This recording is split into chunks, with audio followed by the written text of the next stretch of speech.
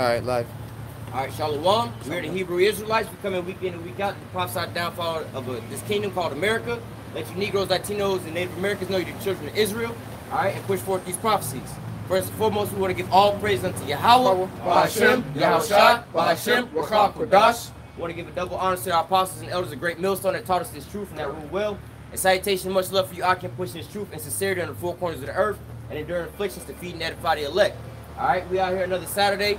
You know, counting down. Hey, we just praying that we get close to the end, you know, to our salvation, all right? There's a lot of prophecies going on in the news right now. You know, you got George Bush father passed away. You know what I'm saying? You got the calamities going out with the earthquakes in diverse places and things like that.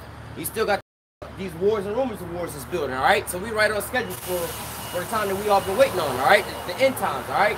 So we're going to start out here in the book of 2nd Ezra. Let me get 2nd Ezra chapter 9, verse 1 through 9. 2nd Ezra chapter 9, verse 1. He answered me then and said, measure thou the time diligently in itself, and when thou seest part of the signs pass, which I have told thee before, then shalt thou understand that it is the very same time wherein the highest will begin to visit the world which he made. All right, real quick, you got that part for there? Yeah. All right, if you can give me 2nd Ezra chapter 6, and start at verse 7. So what the scripture is saying is measure the time diligently, all right? So what, you know, basically what the question at hand is when is the end of the world going to be coming? When is this end time that we all been waiting on, all right? So go ahead and grab that from the book.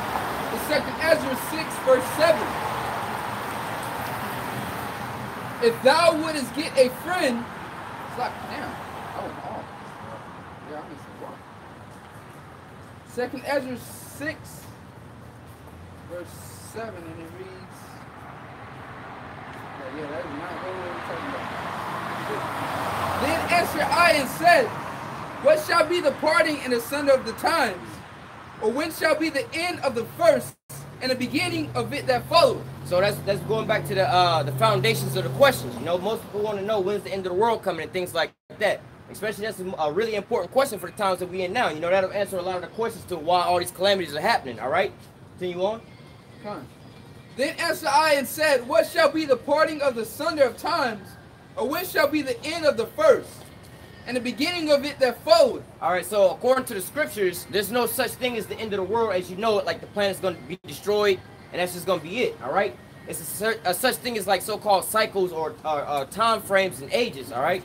You have these different rulerships and time frames and people ruling, all right? So here it's saying what is the end of what is the end and the beginning of it that followed, all right? Go ahead for it. Yeah. So Ecclesiasticus 1 and 4. One generation passeth away, and another generation cometh, but the earth abideth forever. So as you can see, it's a continual cycle, all right?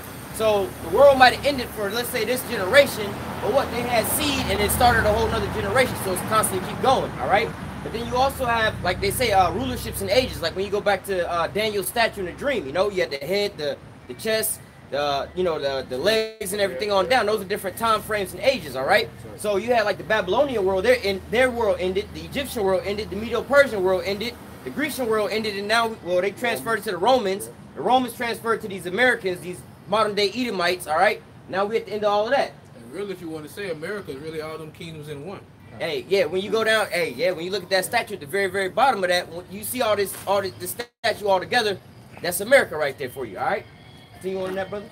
It says, verse 8, and he said unto me, from Abraham unto Isaac, when Jacob and Esau were born of him, Jacob's hand held first the heel of Esau.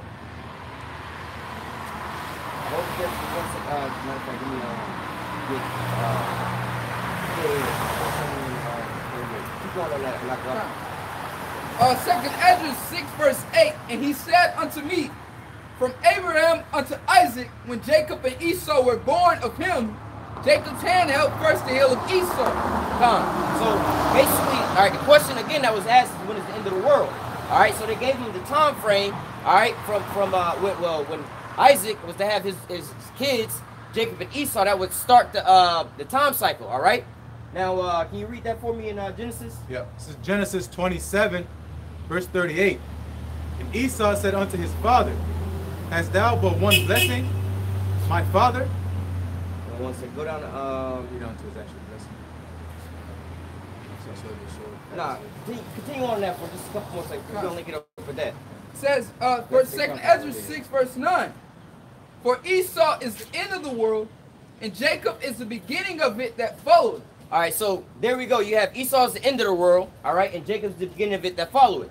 All right, according to Job 9:24, the earth is given into the hand of the wicked. And as you look around the whole planet Earth, the so-called white man is who's ruling the whole planet Earth, all right? The Chinese are basically in subjection to him. That's why they can put sanctions on them, all right?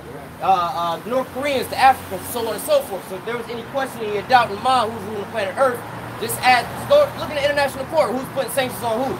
All right, that'll give it all away. Look at the faces on the dollar bill. Look at the faces on the dollar bill. Yeah, they look at the mighty military. Who got everybody in subjection? All right. But it says, read that one more time again. It says, for Esau is the end of the world, and Jacob is the beginning of it that followed. So that's in the question that we asking. When is the end of the world? So we know that we hadn't got to our rulership yet. So that's what we're looking for. You know, just like the apostles was asking, look, are you going to restore the kingdom now unto Israel? Meaning, is that going to be the end of the world where we can finally sit and we can rest? All right. So go ahead and that's what we add to the Lord said in the book of Isaiah. He said, I have created the destroyer. All right. We say he created a destroyer. They're talking about those nukes. They didn't have those in ancient times. So when you talking about what shall be the end of the world, Esau Edom will be the end of the world, because Esau Edom is the #1 country that's always at that goddamn doomsday clock. Yeah. Yeah. This one better not. Go ahead with that, brother. Yeah. This is Genesis 27. I'm gonna start at 39. And Isaac his father answered and said unto him, Behold, thy dwelling shall be the fatness of the earth, and of the dew of heaven from above. All right, so now we backtracking a little bit, because the brother over here in second Ezra was reading about Jacob and Esau. How first Jacob held the hill to Esau. All right, now we're gonna get into these blessings because it's gonna be kind of predicated on a lot of their motives, because they understand what time we in. All right, and this is why they pushing so hard. All right, so he said that Isaac is blessing Esau now. All right, this is actually. This is Jacob's blessing. All right, go ahead, read that again. Behold, thy dwelling. Salaki, this is Esau. This is Esau, Salaki. Yeah. Behold, thy dwelling shall be the fatness of the earth. All right, the so-called white man is the only ruler on earth who ever had the fatness of the earth. You look at the old times of old, the Roman Empire, they had the known world. You know, you look at so-called America, the so-called white man, he owns the fatness of the earth. That's his blessing. And of the dew of heaven from above. And by thy sword shalt thou live, and shalt serve thy brother. Well, when they talk about the dew of the heaven, you know, it got all the resources, same way. And by thy sword thou shalt live. You know, you can go to, what is that, Revelation 6 and 4. All right, that red horse that was given that sword, all right? He that kills with a sword must be killed with a sword. That's his superpower, is that sword. It's military.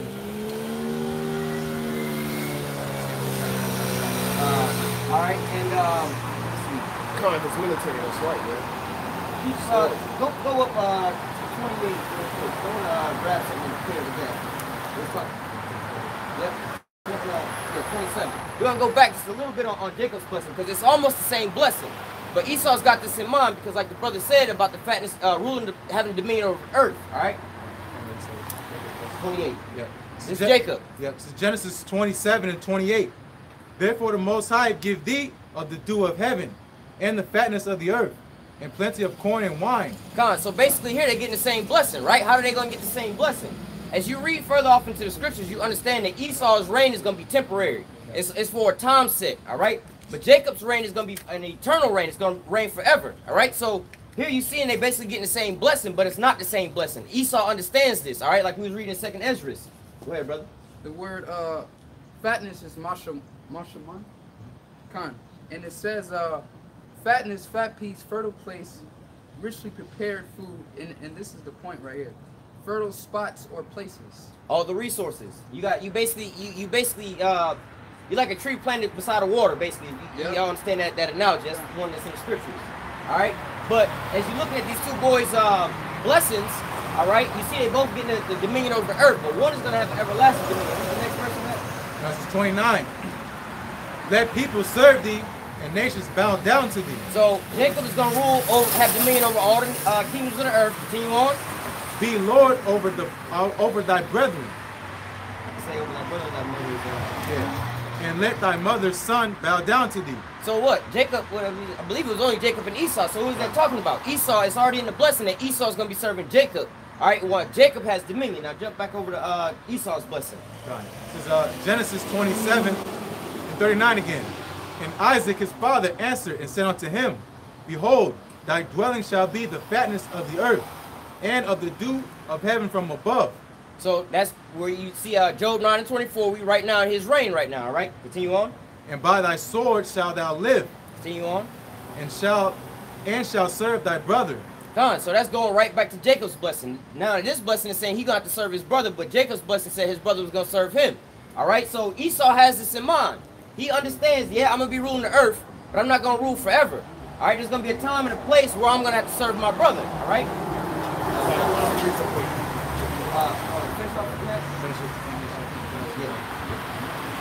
And it shall come to pass, when thou shalt have the dominion, that thou shalt break his yoke from off thy neck. Done. And so, you know what I'm saying? It's just the prophecy letting you know when these things are going to take place, who's going to rule first and who's going to come back next. That precept? I want to say, go ahead with your precept. No, I'm saying this going to go with what you just said. All right, go ahead. Read that? Yeah. This is Genesis 27 and 40. I'll just get to the point. When thou shalt have the dominion, thou shalt break his yoke from thy neck. So it said Esau's going to break the yoke off of his neck from Jacob. Because he said when you have dominion, so when Esau getting ruled, he's going to break the yoke off the neck. And this is the account where it happened. 2 Chronicles 21 verse 8. And in his days the Edomites revolted from under the dominion of Judah. Done. So they broke the yoke off their neck. It says, and made themselves a king. And Joram went forth with his princes and all his chariots with him, and he rose up by night and smote the Edomites which compassed him and the captains of the chariots. So the Edomites revolted from under the hand of Judah unto this day. I think if you read further on down there, they talk about burning the city as well. Yeah, I know exactly what that said. Matter of fact. So it says, shall break the yoke off thy neck. So they revolted. You know, we had them, you know, I got one of those pictures right out there on there where they go further on into how Edom came through and burned down our cities and things like that. You know what I'm saying? It's basically the same, this going further into that same account. All right. So again, Esau understands. He understands these blessings. He understands that Jacob is going to rule, but he ain't seen that rulership yet. You know, we had King David and King Solomon, but that's not the rulership he was talking about, all right? He also understands he was going to rule for a time frame, all right? And he also knows that basically he got an allotted amount of time, all right? Go ahead with that precept. Yeah, like you said, he knows that he has a amount of time, you know? That's why the scriptures say he's going to come down with great wrath. We'll get that later, bro. That's Revelation, what, 12? Yeah, that's the spirit. Job chapter 20, verse 4. I'm sorry, verse 4.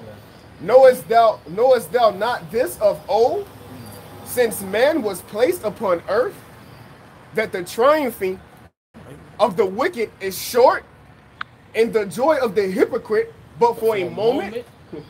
You know? Gone. So I mean, and when you really look at it, hey man, these so-called Americans, all right, ain't really been ruling shit but for a small amount of time. All right? These Edomites, you know what I'm saying, they ain't really been ruling that long either, you know? So it seems like to us a long period of time, but really you can put all the other nations rulership together all in one, you know, combine it, but yet the Israelites still gonna rule far beyond that. You see what I'm saying? This is gonna be but a short time compared to that, all right? That's right. You should have an everlasting kingdom. That's right.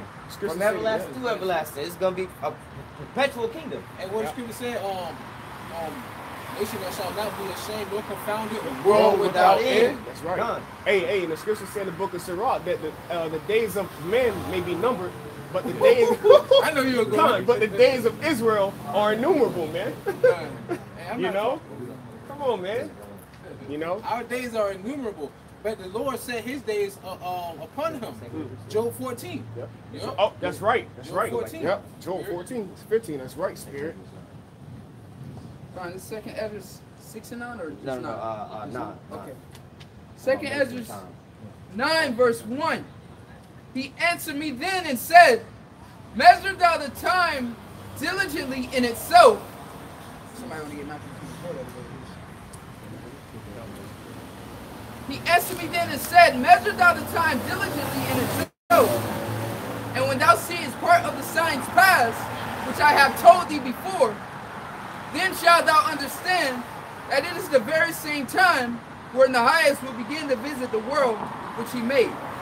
So the Lord, what we're about to grab over here is the Lord gave us signs, all right? He gave us signs to let us know when something is about to happen. You know what I'm saying? It's like, shit, you know, when you're cooking something on the stove, right? When your water start boiling, you know you about ready to, you know, get on whatever you got to get on. You know, you steaming some tea on the stove. When the kettle go off, you know it's time, all right? Alarm clock go off, you know it's time to get up for work. Same thing with these signs. We was given all these different signs that we're about to grab that let us know the time frame that we in. Go ahead and grab that, brother. Con, St. Matthew chapter 24, verse 3. And as he sat upon the Mount of Olives, the disciples came unto him privately, saying, tell us, when shall these things be? And what shall be the sign of thy coming and of the end of the world? So, again, well, first of all, you have the disciples, somebody that's closer to YAHAWASHI than just any and everybody. So it's just not any and everybody for one. And he came to him privately and asked, you know what I'm saying, in private, all right? Same word, like when we come out here saying it's only for the elect's sake, you know, although it is broadcast to everybody, but only the elect gonna get it, all right? So he said, what is basically the same thing that Ezra says, when's the end of the world coming, all right? And show us the signs, all right? Continue on. Con, verse 4. And YAHAWASHI answered and said unto them, take heed that no man deceive you. For many shall come in my name, saying, I am Christ, won't read it verbatim, and shall deceive many.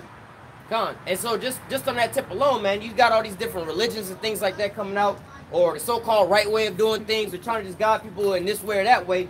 Now you have so-called truthers coming out, and the same thing with our truth, man. They always trying to rebrand it and things like that. I want to add on to what you said, because it was just a couple days ago, you had this Jake.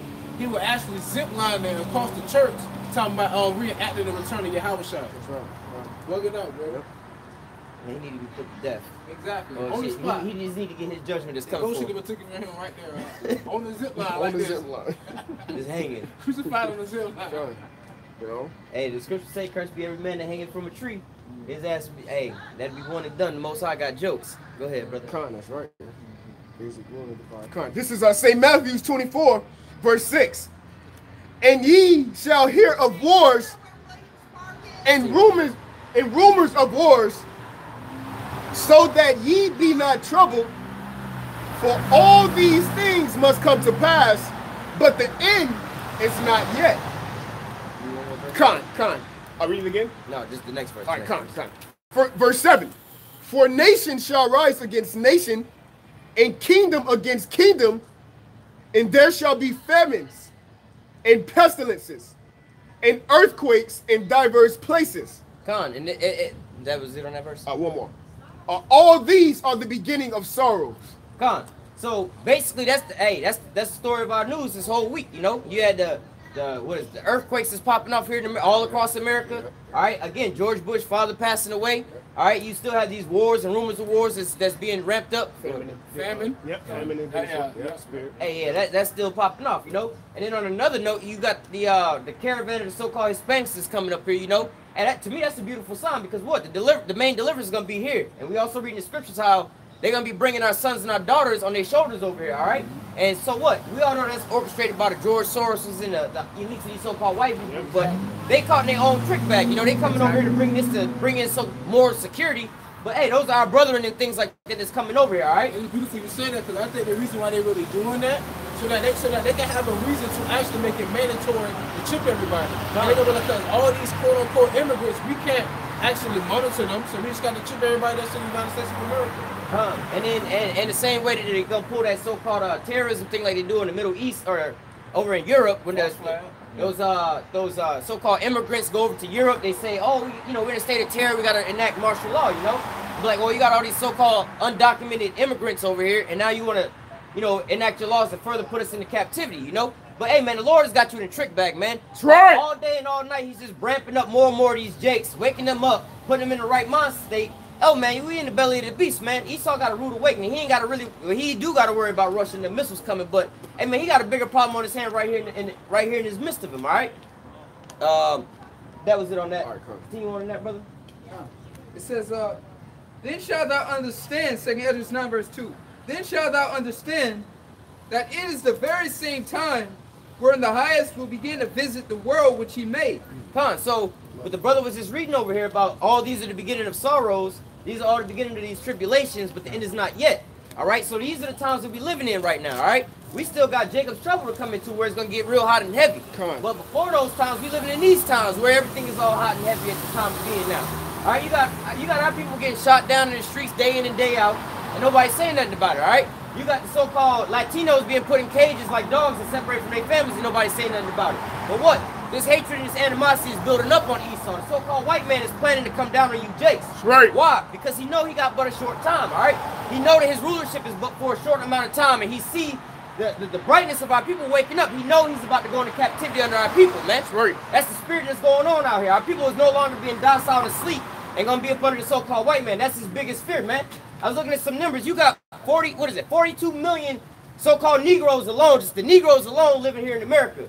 And as I was doing the research on this, actually, the so-called white man is actually a very small minority here because he repped them in with the so-called Hispanics and the so-called non-Hispanic whites. All that is all bullshit because they also add in the Arabs and the Jewish people and other people in there to ramp up their numbers, man. But you got a numerable amount of Jake that's right here in the belly of the beast. If I may add, the Lord said that we shall be numbered as the stars of heaven, as the sands of the sea. But then Esau got articles that saying that they're dying at a faster rate than they're actually having births. So and yeah, just to prove that their numbers can't be right, because they say it's like 150 million of them. But if it's like 3,000 of them dying every week, you know what I'm saying? Like, how do their numbers compare? And we see how we reproduce. You know what I'm saying? By the time a so-called Mexican girl is about 18, she might have 2 or 3 kids. By the time a so-called white woman is 35, she might even have 1 kid. So I mean, just based off that alone, you know they're not the majority. All right. Continue on that, bro. Says, therefore, 2 Ezra 9 verse 3. Therefore, when there shall be earthquakes and uproars of the people in the world, then shalt thou well understand that the Most High spake of those things from the days that were before thee, even from the beginning. Because he showed Moses the end in the beginning. You know? I mean, well, we're going to get back into, we read in the book of Genesis, all right? We're reading about Jacob and Esau and their blessing, and Esau going... Come on, brother, Sluck. But, yeah, what we're reading about is basically an end-time prophecy written in the book of Genesis. You got Esau going to be a slave to his brother, and this is, hey, man, this is what he's pushing for right now, all right? He's pushing to prolong this, all right? You got a piece of it? Go ahead, brother. Then, I'm reading verse 4 again. Then shalt thou well understand that the Most High spake of those things from the days that were before thee, even from the beginning. If I can say real quick, you know, that's like the times that we in now, you know. For me and myself, I can just speak for my own self. Like, I had to be out of my mind, just straight bug the fuck out to ignore the things that's going on because there's just so much obviousness. Like the RFID chip. Just looking at that just alone on face value, like, damn, we really going to a society towards that. You know what I'm saying? That must mean something. You know what I'm saying? For you to ignore all of those things, man, you got to be some kind of insane to just, or really just blinded like the scriptures say. So it's made obvious now that all these things, these are all the signs that the Lord told us about over and over and over again throughout the scriptures, all right? Verse 5.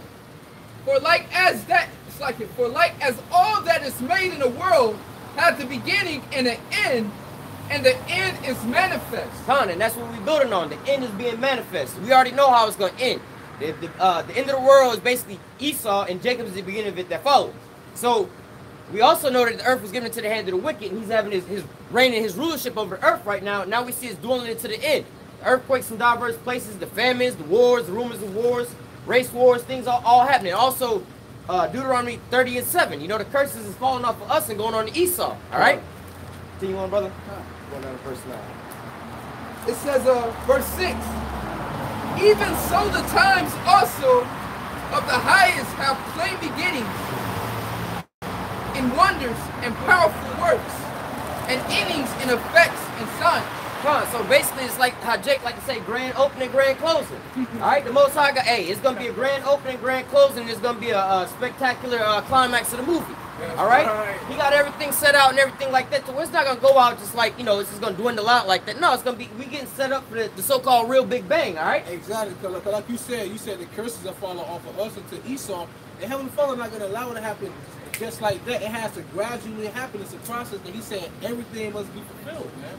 But you can see the prophecies are already here. It's still certain things that have to be fulfilled within between the lines, you know. And it said, with powerful works. It's not an earthquake a powerful work. A hurricane. Do not they measure the earthquakes? Oh, this is 7-point-some magnitude. I was about to say they measure the power. They all on biblical proportions now. You know? All the things that we have. Floods. Yeah. You know. Floods, the red tides, the earth cracking, bacteria, all that. the deserts sprouting. Over there in Saudi Arabia, the first time ever the desert was flooded. Yeah. You got all these different things, the sun and the moon.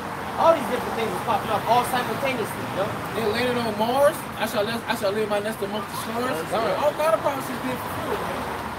You on that, brother? Verse 6. Even so, even so the times also of the highest have plain beginnings and wonders and powerful words and endings and effects and signs. And everyone that shall be saved and shall be able to escape by his works and by faith. So you got a distinction there. You basically got the men of the Lord, they're going to make it by what? Hope, faith, you know what I'm saying? And doing the works. Obviously the works going to come because they got the faith. You know, they believe in something. They're going to, yeah. You know what I'm saying? It's like, oh, I believe I can make that shot, so I'm going to take that shot. You know what I'm saying? If you want to grab that. James 2. You know what it said? What's that? Faith by works. Oh, okay. All right. Got. I'm going to read that again. It says, 2nd Esdras 9, verse 7. And everyone that shall be saved and shall be able to escape by his works and by faith, whereby ye have believed. James chapter 2, verse 17. Even so faith, if it have not works, is dead being alone. Yea, a man may say, thou hast faith, and I have works. Show me thy faith without thy works, and I will show thee my faith by my works. That's it. Verse 20. But wilt thou know, O vain man, that faith without works is dead? All right.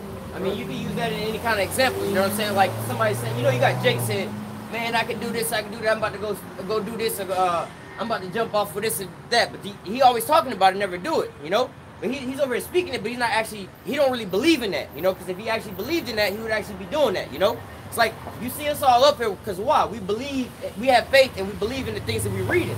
So therefore, you see how it works. It's being manifested. All right. Now, got 2 verses left. That's why they say double honor to the elders, man. Cause they show you their measure of faith by how long they've been doing it and the amount of work they put on. That's right. I'm doing that.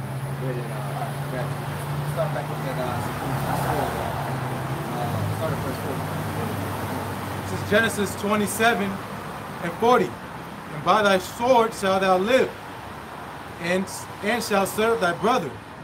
And it shall come to pass, when thou shalt have the dominion, that thou shalt break his yoke from off thy neck. So we're going back to Esau now. Esau's blessing. We're talking about Esau. His blessing is going to be their sword. All right. We're going to continue in that, but you want to grab that precept you have with on? Revelation. Yeah, we have going to 6 and 4.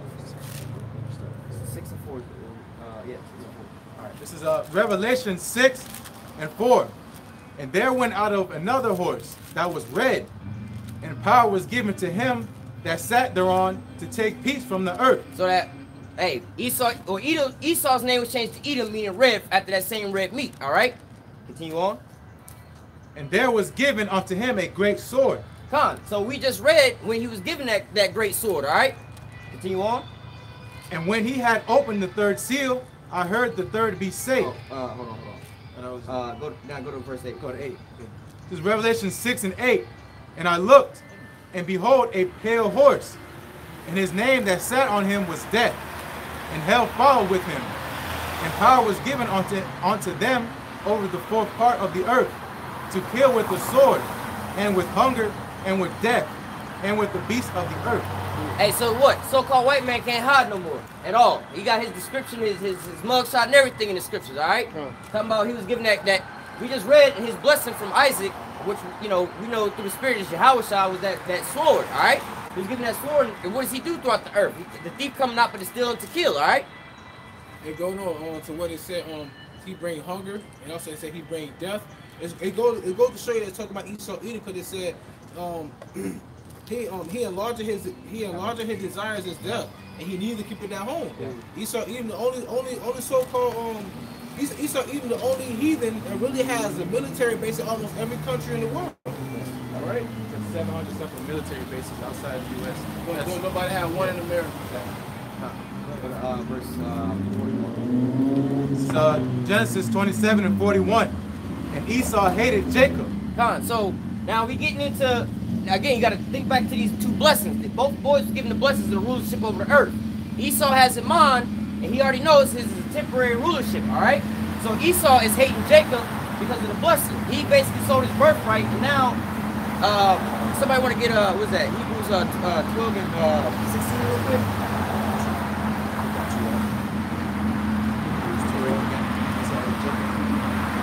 To the blessing part. Esau hated Jacob. This is Genesis 27 and 41. And Esau hated Jacob because of the blessing. Like you go up on verse 338 and go back down to 41. Yeah, let's go jump into this. 38 and then jump to 41. This is Genesis 27 and 38. And Esau said unto his father, Hast thou but one blessing, my father? Bless me, even me also, O my father. And Esau lifted up his voice and wept. So go ahead and get that real quick. Hebrews chapter 12, verse 16. Lest there be any fornicator or profane person as Esau, who from one morsel of meat sold his birthright. For ye know how that afterward, when he would have inherited the blessing. Hey, that go to show you the man didn't have patience, man. It said afterward, man. You know?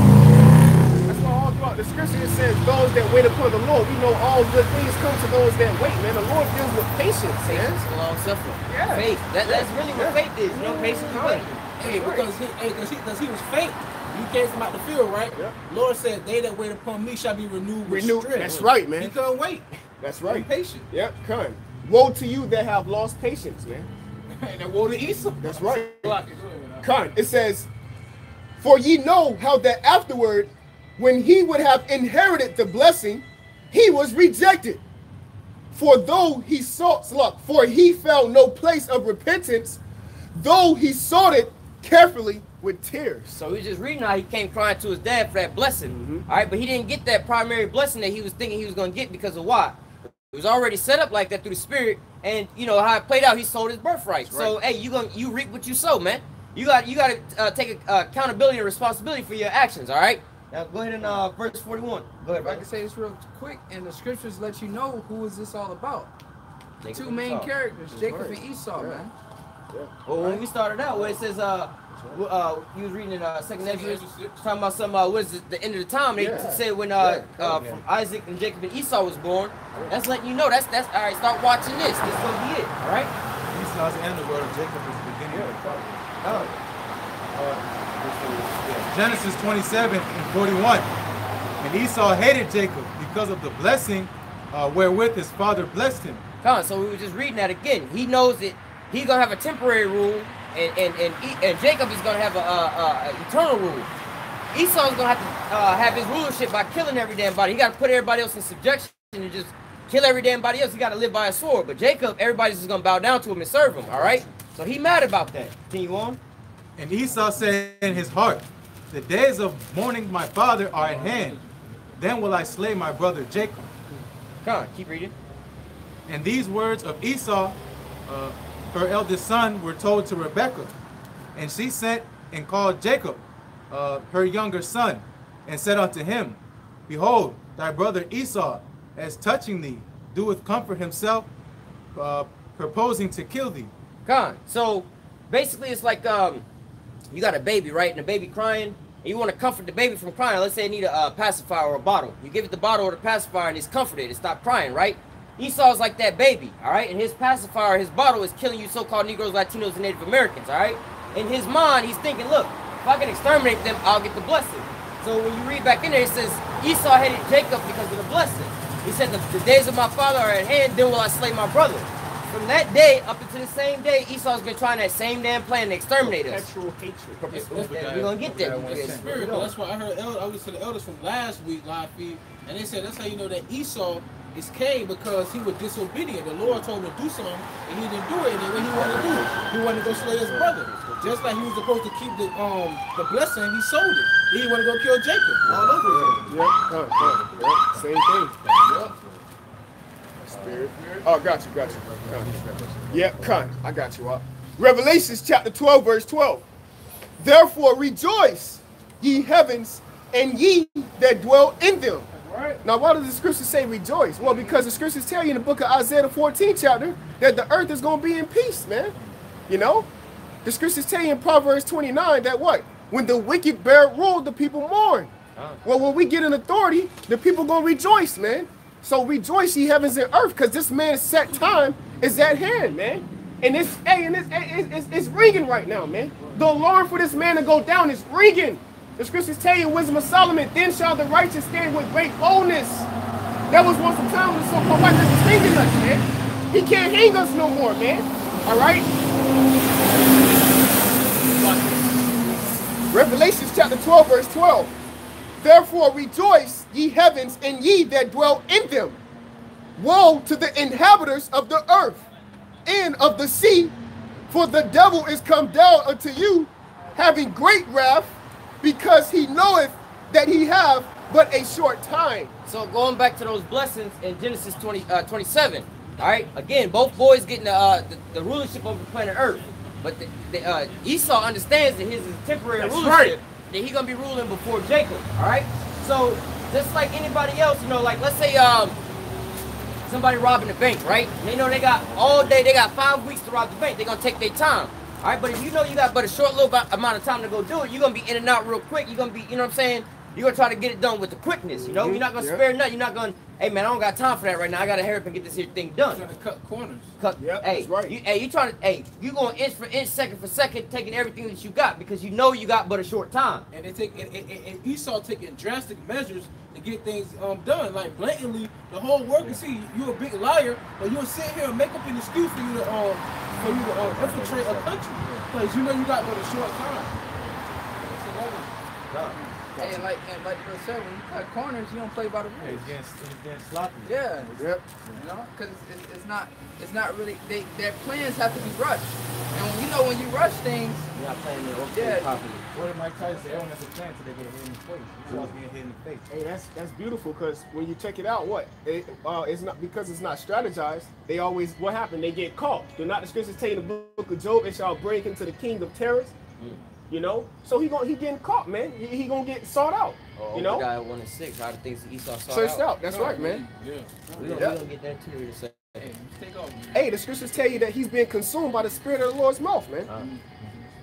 This is Jeremiah chapter 30, verse 7. Oh, real quick. Going back onto, you know, were you on that Revelation? Oh yeah. No. But never mind. He brought it out over here. But nevertheless, he's talking about woe to the habits of the earth, because the devils come down to you having great wrath. All right, go ahead with that. Con. This is Jeremiah chapter 30, verse 7. Alas, for that day is great, so that none is like it. It is even the time of Jacob's trouble, but he shall be saved out of it. So you have the time that we coming into is Jacob's trouble. It's still under the rulership of the so-called white man, the devil. He's still going to be ruling at this point in time. But what? He's turning up to the full max, all right? He's turning all the way up to the full max. Building that to build his case. Go ahead with that in Daniels.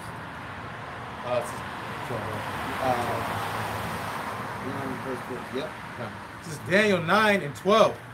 And he hath confirmed his words, which he spake against us, and against our judges that judged us, Go ahead, one more. Keep reading. By bringing upon us a great evil. Con, and how does he confirm his word?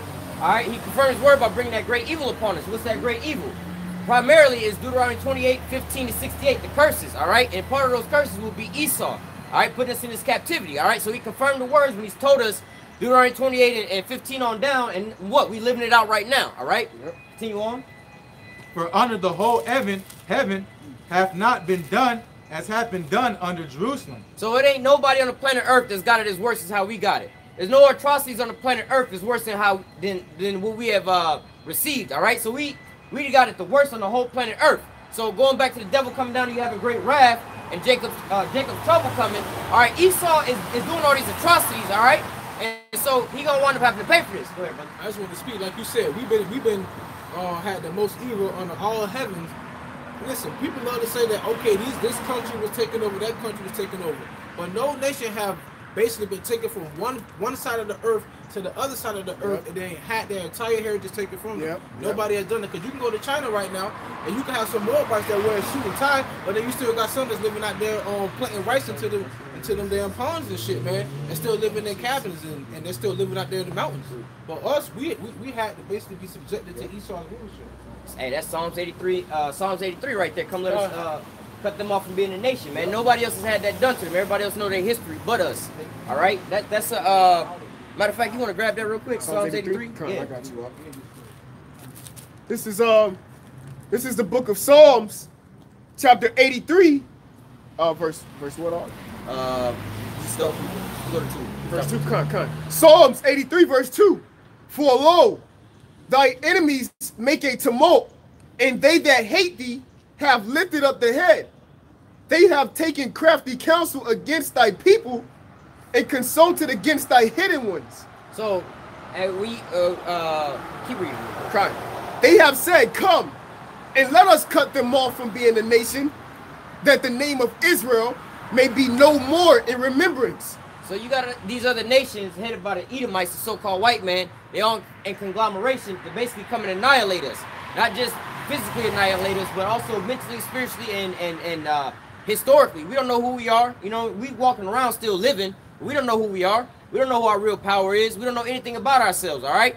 But what? This is his main MO, going back to those blessings from the beginning. Esau want to rule forever. He don't want to have to go into subjection under his brother. He know that prophecy coming. If he believe he going to have the rulership over the planet Earth, and that same prophecy, it says he going to be serving his brother. All right? So he knows that this day is coming. So like when we read in Revelation, the devil coming down and you having great wrath, knowing he have but a short time, all right? Is there any more of that? Oh, yeah, I got something for you right now. All right, go ahead. I'm going to jump down to verse 14. As the fire burneth a wood, and as the flame setteth the mountains on fire, so persecute them with thy tempest, and make them afraid with thy storm. Fill their faces with shame, that they may seek thy name, O Yahawah Bashim YAHAWASHI. Let them be confounded and troubled forever. Yea, let them be put to shame and perish. There was that, right? Yeah. Can you read the first verse again? The first verse of that part you just read? Psalms chapter 83, verse 14. As the fire burneth a wood. As the fire burneth the wood, you can start right there. Because what did the Heavenly Father say? My words in your mouth shall be like fire. That's right. People like wood. And what it says in 2 Thessalonians, when it said the word shall consume them. Yep. So that makes them ashamed, because we bring this out and go into the Bible and show Esau their wickedness, they become ashamed. Because they be quick to say, oh, God loves everybody, but once you pull this slavery sign out, they don't want to look at it. Hey, and that's beautiful you say that. That's the spiritual part of it, because we know that all things happen spiritual before it's manifested physically. So he's spiritually being consumed before it's manifested in that fire, man. A wounded soul who can bear it. That's right. Psalms 83, verse 15. So persecute them with thy tempest, and make them afraid with thy storm. Fill their faces with shame, that they may seek thy name, O Lord. Let them be confounded and troubled forever. Yea, let them be put to shame and perish, that men may know that thou, whose name alone is Yahawah Bashim YAHAWASHI, art the most high over all the earth. When you go into Isaiah, right? It said, I should be like the most high. And we're going to get there. Also, I've heard about blasphemies and stuff like that. But this is Esau talking, all right? But what? We praying that Esau going to get all hey, then he gonna have to pay back double for all the things he's done. All right. Read that real quick, because that's going right into what we got. All right. This is 2 Thessalonians 1:6. Seeing it is a righteous thing with the Most High to recompense tribulation to them that trouble you. Read that one more time, brother. 2 Thessalonians 1:6. Seeing it is a righteous thing with the Most High to recompense tribulation to them that trouble you. So going back to the precepts we was reading, you had what? Under the whole heaven has not been done as it has been done to the children of Israel. You got Jacob's trouble coming. Then you got all the atrocities and all the things that's been done to our people, Psalms 83 and on and on. All right? Keeping that in mind, that the Most High says it's a righteous thing in his sight to read that one more time. Yeah, read it again. 2 Thessalonians 1:6. Seeing it is a righteous thing with the Most High to recompense tribulation to them that trouble you. So in the Most High's eyes, his judgment is, it says, hey, look, it's a good thing to pay them back. You know, if somebody cheat you, it's a good thing to cheat their ass back. More or less to say, hey, man, they came and fucked you up. Hey, go pay their ass back. You know what I'm saying? Hey, that's right. Hey, because check this out. If you in school, right, and let's say you talking back to the teacher, you ain't doing your homework or whatever, your mama cuss you out, whatever. But if she found out you got into a fight, and she said, well, did you fight back? And you said, yeah, she ain't gonna get mad at you. Because you be more in trouble for you not fighting. That's because what? That's defending. Exactly. And the Lord, and the scriptures tell you, the Lord shall defend the inhabitants of Jerusalem. And the best offense is a defense, and our defense is faith. That's right. That's right. That's right. That's right. Which is that's right. That's beautiful. Just saying through the spirit, brother. Yep. So I just made a statement, you know what I'm saying? Like, yo, basically, it's a righteous thing to pay them back. And I was like, yo, if they fuck you up, fuck their ass back up. You know what I'm saying? However, there is a flip side to that. You know what I'm saying? Because you are supposed to be forgiven unto your brethren, all right, your neighbors, your own people, all right. But however, when dealing with these other folks, all right, talking about your enemies and things like that, all right, go ahead and read that, brother. Right. This is Matthew 5:38. Ye have heard that it hath been said, an eye for an eye and tooth for a tooth. That's just the back up what you said. So, hey, it's in the scriptures, but then also, like I said, just to make clarity, so you ain't going over here, you know what I'm saying, you seeing, you know, your own brethren and your brother and somebody do something crazy to you, and then you want to go try to repay them back vengeance. Hey, man, he's supposed to forgive them, you know? Because in the scriptures, when it's saying love thy neighbor as thyself, love thy enemies, it's talking about them amongst Israel. That's right. Because you might have, you might not get along or have a fallout with the Israelite, a fellow Israelite. You're still supposed to love them. It wasn't talking about the other nations. When the Lord said love thy neighbor and love thy enemies, he's specifically talking to Israel. All right? We're going to back that up with go to verse 10. No, start at verse 8. All right, Obadiah 1 verse 8. Shall I not in that day, saith Yahawah, Bahashem YAHAWASHI, even destroy the wise man out of Edom?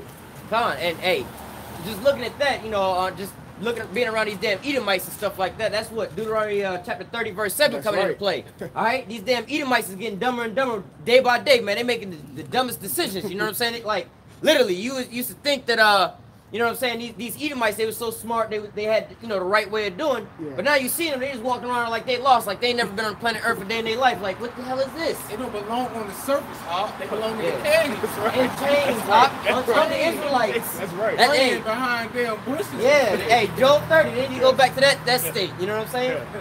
Continue on. The basis of man. Hey, that's what they are, man. Hey, but again, going back to the lesson. Hey, Jacob and Esau both gonna have the fatness of the earth, but it's gonna be in the time slot. Esau is in his little glory, but he got to go right back down to where his normal position is. Then he gonna be vanished away forever. But his little rulership it's a temporary thing, you know. He only sitting on that little spot for a small time frame, you know. It's like Esau basically the substitute teacher, you know. The teacher had to take a day off to go pay a bill and get some shit done. The substitute want to come in there and try to rearrange the classroom and shit. Yeah, ain't nobody listening to the substitute. They want to put up all their little pictures and shit on there. What we gonna do? We in a science class. We gonna teach y'all math and shit. Yeah, they fucked up the whole damn thing. But guess what? When the teacher come back, the teacher gonna set everything back in order the way that it's gonna be. Right. So I mean, hey man, Esau only got a short amount of time. So this is what's inside his mind. He understands this. All right. Continue on. Mr. Stretch. Obadiah 1 verse 9. And thy mighty men, O Teman, shall be dismayed, to the end that every one of the mount of Esau may be cut off by slaughter. Khan, I believe, if I'm not mistaken, who's that? Teman, I think Teman is what, Germany, right?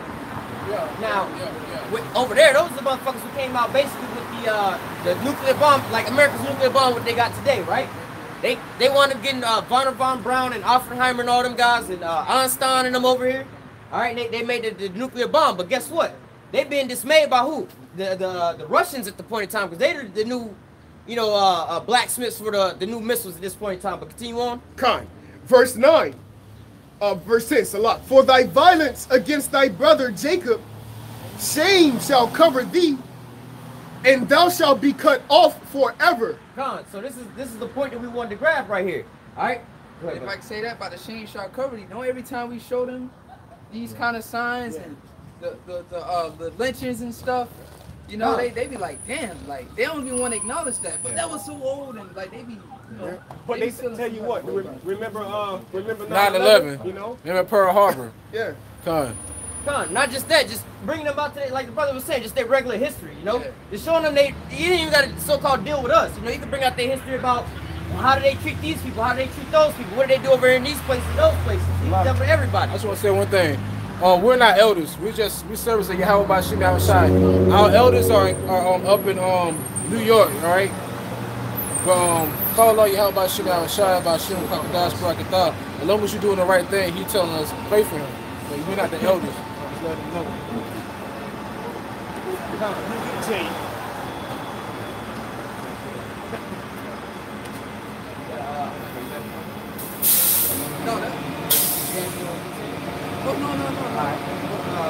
Hey, I got something for you.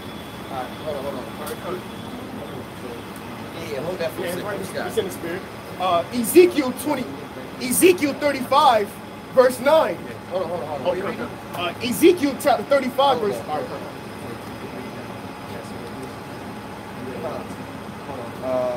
Hold that for a second. All right. Obadiah 1, verse 10. For thy violence against thy brother Jacob, shame shall cover thee, and thou shalt be cut off forever. So Esau understanding these scriptures, all right? We got to go back to predicating this whole lesson on those blessings. Esau know that he gonna wind up having to be in subjection under his brother. He know, like the scripture said, the devil will have but a short time, all right? And he coming down, it's gonna be a time like never before, like since there was a nation on the planet Earth, even until that time, all right? And so we also know that Esau been turned up on Jacob, according to Daniel 9 and 12. You know what I'm saying? Ain't been nothing like it's been done, all right? So now we're reading about the violence, the violence that's been committed on his brother, all right? Shame gonna cover him, all right? He gonna be cut off forever. Esau understands this. So if you know that, all right, bro, I got a time frame right now where I can get all the money I can get right now. You know what I'm saying? I can go in the bank and grab as much money as I can get. Or you in that little box where they got the money up. They got you on a timer. You know what I'm saying? And you see them last 3 seconds. You know your time is up. You can never get back in the box. So you're going to go as hard as you're going to be able to go. And that's what you see Esau doing now. But what? All these things, like the Most I say, it's a righteous thing to pay them back. Those that that give you tribulation, more or less to say, you know? Your oppressors, to pay back your oppressors, all right? Yeah. Continue on in that, brother. Crime. Verse 10. Verse 11. Salah. In the day that thou stoodest on the other side, in the day that the strangers carried away captives his forces, and foreigners entered into his gates, and cast lots upon Jerusalem, even thou was as one of them. So we brought that out in what, Psalms 83 earlier, about the confederation and all those different nations. You was all the same one of the same ones. And also talking about some, remember those, the daughters of Edom was talking about some raise it, all right, even into the ground. You know what I'm saying? Esau is a part, that's what they do in the United Nations, man. And this is something I was bringing up, man. They all in conglomeration trying to fuck Jake over, you know, keep us down, keep us suppressed, all right? Keep his foot on our neck, all right? But what? He's got to pay for all these things. The most I say, man, it's the right thing to pay them back, man. Right. You got to pay for it. You can't go to no restaurant and order up all the best meals and just walk out and not pay for it. You know what I'm saying? You can't order pizza and the pizza man deliver your pizza and you just close the door on them.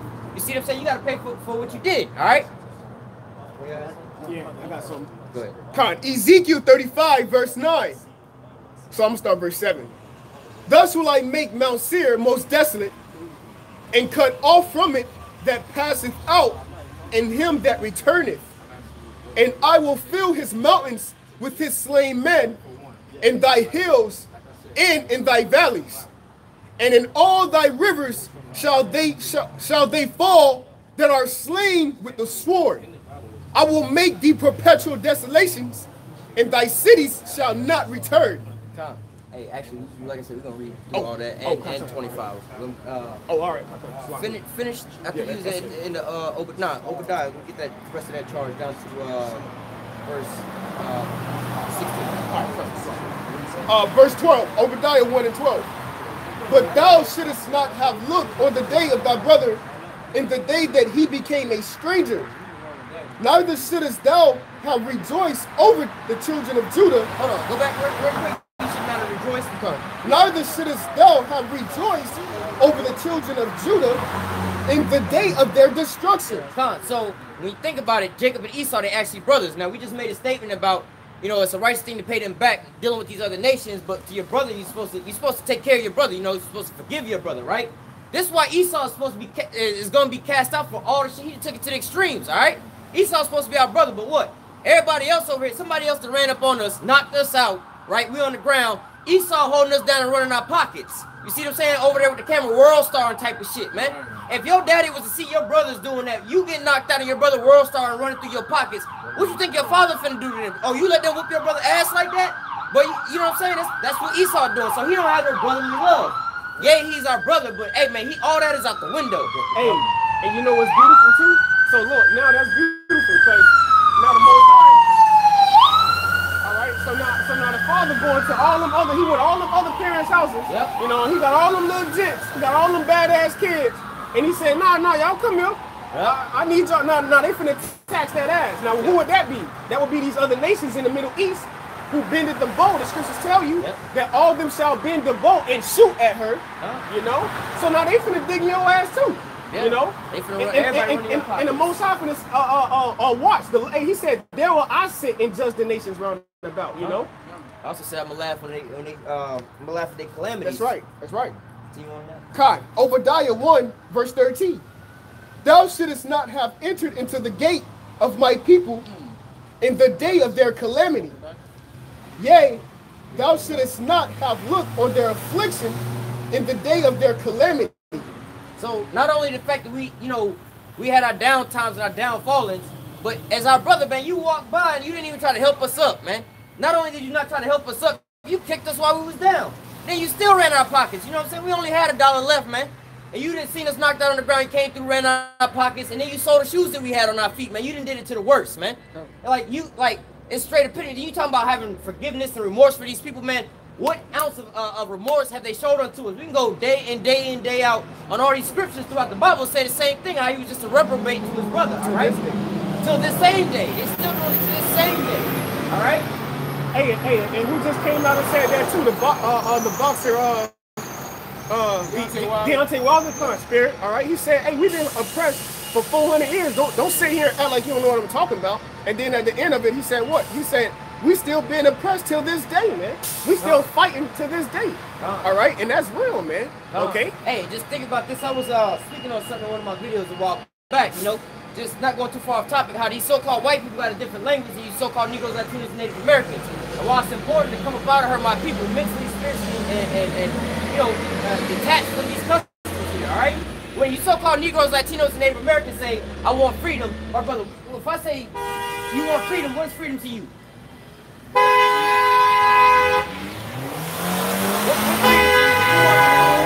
What does freedom consist of if I'm asking you if you want freedom? Freedom from what? From oppression. From oppression. From oppression from who? Society, white man. All right, the so-called white man, because he ruling society, right? Now, if you ask a so-called white man if he want freedom, he can't answer the same damn question the same way. Because the so-called white man ain't being oppressed, all right? And he damn sure ain't being oppressed by the white man. All right, well, I mean, you got some Edomites oppressing other Edomites, but here in America, you see what I'm saying? It's, you know, they got different definitions. When we want freedom, our freedom is different from their freedom. And oppression is only coming so-called white people just to get it Jake. Huh? They raise the taxes up, they pass all kind of laws, but it's just to get it Jake. But their people are casualties to them oppressing Jake. That's how fucked up he is. You know, he want to throw his own. Where is that at? Did somebody say? there's a precept that says, woe unto him that devises the evil covetousness to his house. I want to say it's in Micah. I think like Micah 2 or something like Yeah, that. yeah, Micah 2. Grab me Micah 2, because that goes right into that. You want to get it? Oh. All right, Because that literally is exactly what the brother just explained. And the scriptures speak about an unwise king. Yeah. How he will Sirach, he will 10, verse he will 1. oppress his own people or Yep. something, or call his own people. Yep, great, that's right. something Yep. like Con, I was just reading that. Hey, I think I don't know if it was Michael or was it Habakkuk. Just keep talking real quick. Con, I'll pull that real quick. You know what's that. that? Well, keep that one in Sirach. Yeah, I'm getting one that's rough. Yeah, I'm getting one that's rough. This is Sirach, chapter 10. You got it? All right, come on. Sirach, chapter 10, verse 3. As an unwise king destroyeth his people. Unwise king, speak on it. Yeah, con. Hey, an unwise king destroyeth his people. Right, man. And what? And you take a look at today. It's straight destruction out here, man, amongst the people. Everybody, man. Everybody's in a mourning state, man. All right. Here it is. You're supposed to have people working for you. All right, in good manner, man. All right, able to produce, able to bring back things, man. All right, because when we get in the kingdom, all right, we're not going to destroy the people, man. The other nations are going to happily be oppressed, man. All right. It says, unwise king will destroy his people. You know, he will instead of just oppressing us, he oppresses his own people just to get at us. So our people are like casualties. I mean, his people are like casualties to the oppression that he brings on us. All right, McDonald's, that was for Jake. But what? Esau, Edom, Edom too. HIV/AIDS, that was for Jake. Planned Parenthood. That was for Jake. But what? Their people are casualties. Being homeless. You know? Planned Parenthood was illegal for their women, but now, what? Their women still out there doing that now, all right?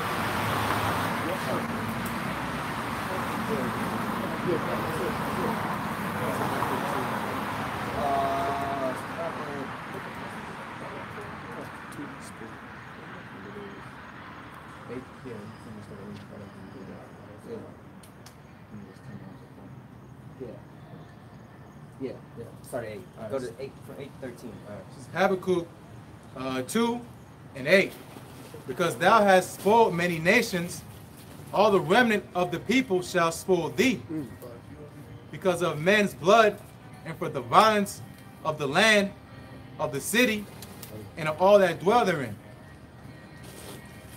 One more time, brother. All right, this is Habakkuk 2 and 8. Because thou hast spoiled many nations, and all the remnant of the people shall spoil thee. So hey, you gonna have to pay for what you did. Now, speaking of like we was just saying, how the so-called white man throw his own people under the bus, all right, and just to reap his so-called rewards, all right. Now we touching in on like when you think about with slavery, all right. He took all these so-called white people, you know what I'm saying? Only a small amount of them is actually benefiting off of these things like that, like the elites are. But what? He consulted with all. Continue on. He's gonna break it down. Yeah. Because of men's blood, and for the violence of the land, of the city, and of all that dwell therein. Woe to him that coveteth an evil covetousness to his house, that he may set his nest on high, that he may be delivered from the power of evil. So that's exactly what the so-called white man did. First of all, he came over here and he made all his so-called brethren band together. All right, let's say you got one prime Edomite. All right, I got this plan I want to do. I'm gonna go and get my whole nation and band them together for my own purpose. All right, so he went and did this major atrocity, and not only he gonna have to pay for it, but he's bringing it upon his whole nation. Right. Because the Most High don't just deal with just individuals. He's not gonna just come down here and just fuck up Jacob Rothschild and that's just it. Nah, he's taking all these Edomites out. That's right. Every last one of them. Even if you're just a regular ass Edomite who just woke up into this world, just trying to get your little coffee and shit, and just go to your little job, eat your little cheese, and go to your little break. Your ass still getting it just as bad as if you was one of these Rothschilds. All right. Every last one of y'all gonna get cut off, and first of all, every last one of y'all going into captivity. Then you getting exterminated in the end. I got the word here in the blue letter, the etymology of that word covet. Go ahead, brother. Kind. It says profit, unjust gain, profit acquired by violence. And how did he get this land over here? By violence, by blood, rape, robbing, and murder. That's right. All right, then he banded together with his so-called brethren, and then the rest of you so-called white people. That's why I was saying, oh, I didn't have slaves. I didn't have this. Hey, you should have had slaves, goddammit, because your ass got to pay the prices if you did have slaves. You missed out. Yeah, you missed the fuck out. Next time you hear some so-called white people say, I didn't have slaves, my fault. Hey, it sucks to be your ass. Your ass should have had some goddamn slaves, and you still got to pay the tab for it, you know? Because they inherited the land that their forefathers set up for them. And the seed after them. Micah 2:1. Woe to them that devise iniquity upon and work evil upon their beds. When the morning is light, they practice it, because it is in the power of their hand. And they covet fields and take them by violence, and the houses and take them away. So they oppress a man and his house, even a man and his heritage. Damn. Hey man, so the case is building up on the so-called white man. You got a lot to pay for, man. And you think he don't know that he got to pay for all this? All right, continue on. Habakkuk 2:10. Thou hast consulted shame to thy house by cutting off many people, and hast sinned against thy soul. So that's it on that. So basically, read that one more time. Habakkuk 2:10. Thou hast consulted shame to thy house by cutting off many people, and hast sinned against thy soul. So going back to Obadiah, for thy violence against thy brother, shame shall cover thee.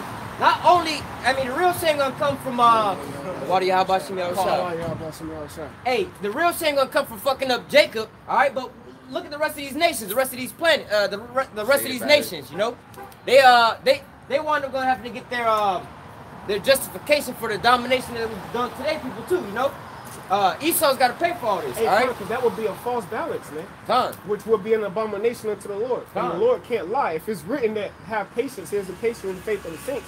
He that leadeth them to captivity. What the scripture say in the book of Lamentations, the 4th chapter. It says, thy punishment have been accomplished, O daughter of Zion. He will no more visit thy sins. But what? The next precept.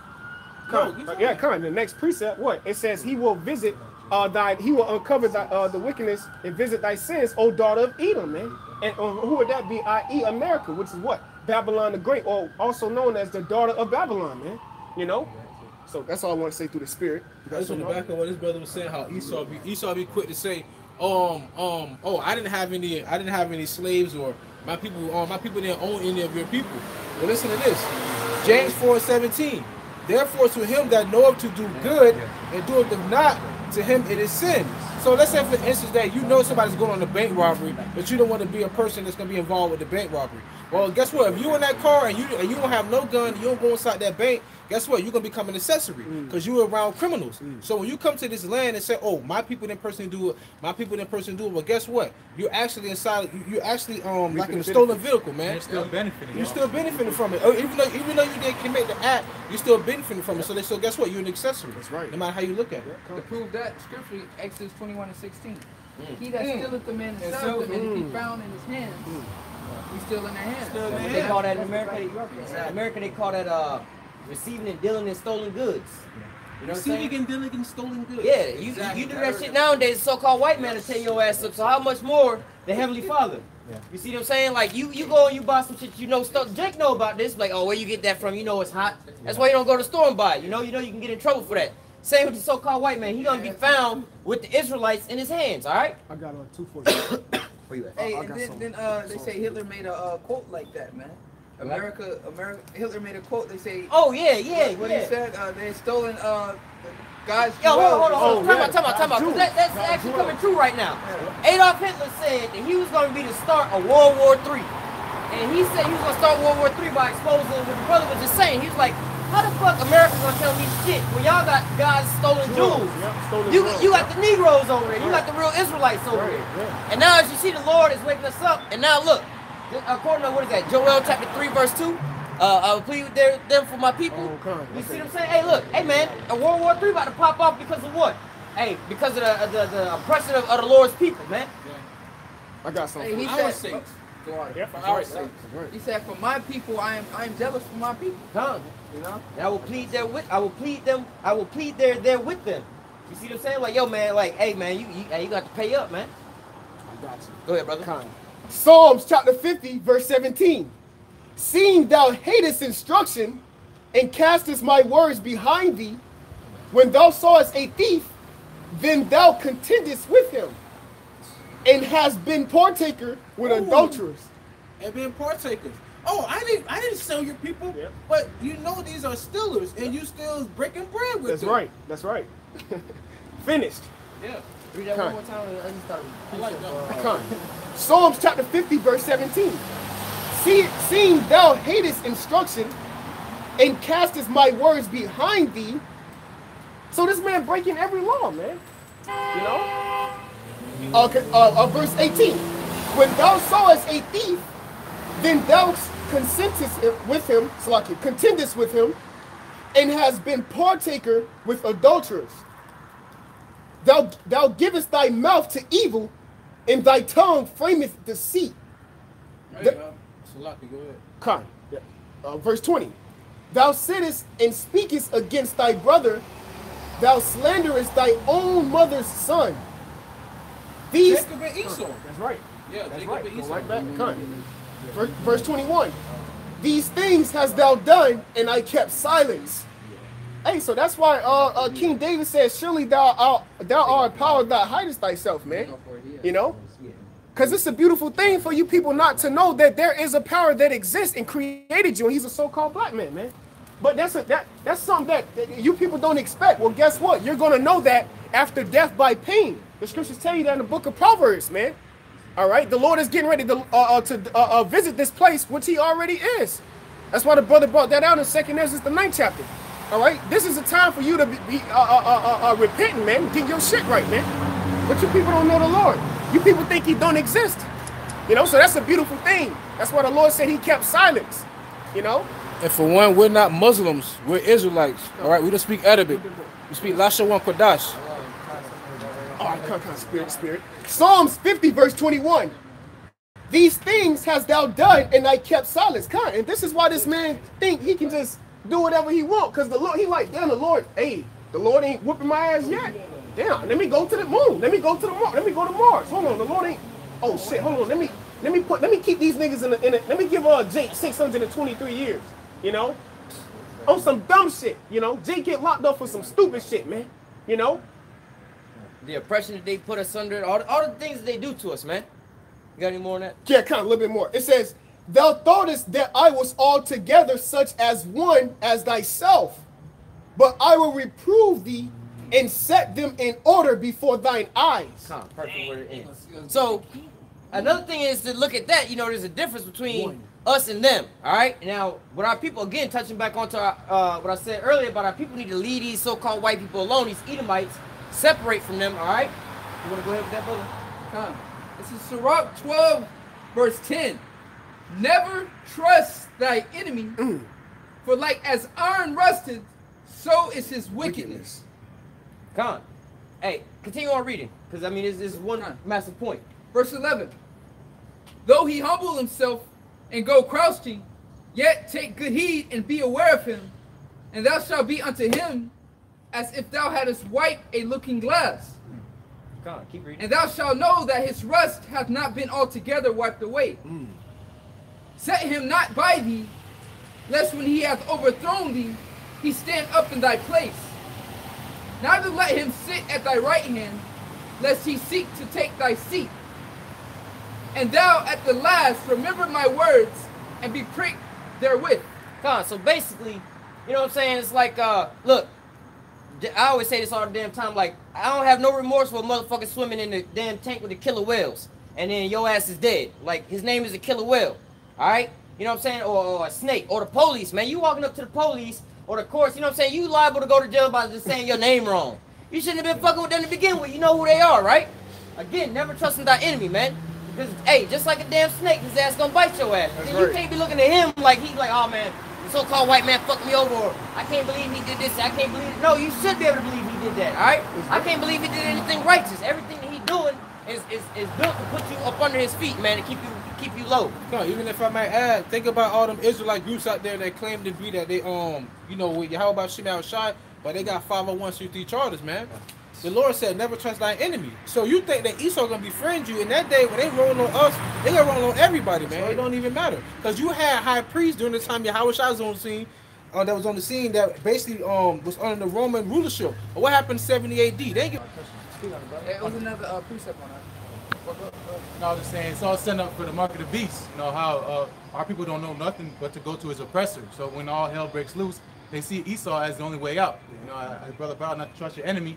That's all set up for the mark of the beast, because a lot of people are going to fall into that. Hey, that's going into two other. That's all set up for the mark of the beast, because a lot of people are going to fall into that. Hey, that's going into two other precepts. You're going to go to your enemy for the one of all things. Our people are stuck in that mind state. Yeah. But again, going back to what we're harping on that point, come out of her, my people, man. Separate from them, man. It's not your time to be going to them for all the wants of your needs. Now, of course, we're still in captivity, but like the brother's saying, you so dependent on the so-called white man, hey, you're going to take that chip. Go ahead, brother. That's what It's more. Okay. About 2 more scriptures. Go ahead, brother. Verse 13. Who will pity a charmer that is bitten with a serpent, or any such as come nigh wild beasts? Just like you said, man. You playing? No, I ain't ready yet. You playing with all right, you too. You playing with a tiger, or you playing with a serpent and it bites you? Who gonna pity you? Like, man, he was playing with a snake, man. A snake, and it bit him. And it said, or wild beast. So when you see those confirmations of Edomites getting torn up by lions and tigers, it's like, yo, this is a wild animal, yeah, bro. it's an like, entertainment show for us. Like, look at it. like, and you thought nothing was gonna happen to you, like. But then they gotta put the lion down, Yeah. the gorilla down. Yeah. But the gorilla, you said the gorilla out of his natural habitat, put him in the cage, then somebody fall up in there and get torn to pieces. Yeah. And then they gotta have R.I.P. to the gorilla name. Come on, man. And that's what kills me. I was watching animal documentaries with the brother and stuff the other day, and they always want to call these animals monsters, the ferocious beasts. And look what the so-called white man's doing. Right. You don't see no white people in no goddamn lion cages. Like, yo, man, the lion got the white people in the cages recircling around like junk, Edomite junk. No! The goddamn beast is the person who would take a goddamn whale or a shark out of the ocean that was swimming hundreds and hundreds of miles a day and put them in a small ass tank, man. That's a real brute beast. Yeah, that's why he's going to force you to take the mark of the beast. Which is so that you can know that that's the beast, man. When he's rip you of your benefits, rip you of your Section 8, your TR8, your welfare. And they slowly doing that now. He's doing it right now. That's right. Hey, he's slowly putting people on a bigger welfare system to pull the whole plug on everybody. Yeah. Got one more. Go ahead, brother. Verse 14. So one that goeth to a sinner, Esau, Edom, the ultimate sinner, all right, and is defiled with him in his sins, who will pity? So that's like, and for just common knowledge, it's like hanging out with unbelievers. Being out uneven yoke with unbelievers. So when you defiled with his sins, who gonna pity? Like, all right, like you say, what are you hanging out with him for? If you got in trouble with your friends, now you in jail now. So who gonna pick? Like, I told you that nigga was no good, man. Right. My mom tell me, I ain't coming to get your black ass. I told you not to be hanging out with her in the first place. I told you not to get in that car with Lil Ward. I told you not to be hanging out down there. Ain't nothing but no good down there. You know what I'm saying? Boy, that ain't no good down there. Or just like Jake tell you, like, oh, in the drug game, it's only death or in jail. You know what I'm saying? Like, yo, when you get locked up, nobody feel sorry for you. Them niggas gonna keep making their money. Yeah. But at the same time with Esau, man, we bringing out all these atrocities, how much this man hates you. And he know why he turning up so much because of this bus. We know he about to go into captivity up under you. All right, so what? He gonna keep turning up, but you still want to trust him. Yeah. You still want to put your trust into him and follow after him. Hey, that's why what? Oh, Flock. No, go ahead. Yeah, that's why the scriptures say, though hand join in handing. So what? You joining in the benefits. So guess what? You're gonna receive the reward, man, which is being destroyed, right, with the wicked, man. Go ahead, Flock. And I'm gonna just continue reading on this because it's some good info on this. Go ahead, brother. It says, for a while he will abide with thee. Now this is speaking about your enemy. Yeah. But if thou begin to fall, he will not tarry. An enemy speaketh sweetly with his lips. I mean, he out of there. Hold on. Go read that from the top one more time. What you just said. For a while he will abide with thee. Come on. Keep going. Section 8, the food stamps. Yeah, I'm about to bring it up to the house. Go read the next part. For a while he will abide with thee, but if thou begin to fall, he will not tarry. 2008, the housing market, subprime mortgages, right? Oh yeah, we want you niggas to have houses for the first time, nice houses. We'll give you all these loans. We're gonna increase the interest rate on it, and we're gonna take all you niggas for all you got. You only had $100 to begin with. Now you negative $500, and you owe us $400. So what's up? You know what I'm saying? Everything that says so-called benefit for you is so-called a trap for you, all right? And they don't care about your grandmama being in the hospital. They don't care about your kids these school clothes. They don't care about that you make. They don't care. All they want is their money, man. But they want that control, that resource in your ass. Because, like these rappers, we got to sign for $150 million, but that's really a goddamn loan. Now your ass, $150 million loan, rest of the Jakes don't got no loans that big, so they ain't got to pay off nothing that big. Hey, that's real though. That's why a lot of these dudes, what they'll do, they'll get fronted like $1 million. They get fronted $1 million. Okay, you can make what you say, like $150 million, but you got to stay on like a 7-year contract. You can't make music for no other label. So now you're a slave to them. That's what happened with Wayne. Hey, but worse than that, motherfucker, you know how much money you got to pay back $150 million off of CDs that ain't selling nowadays?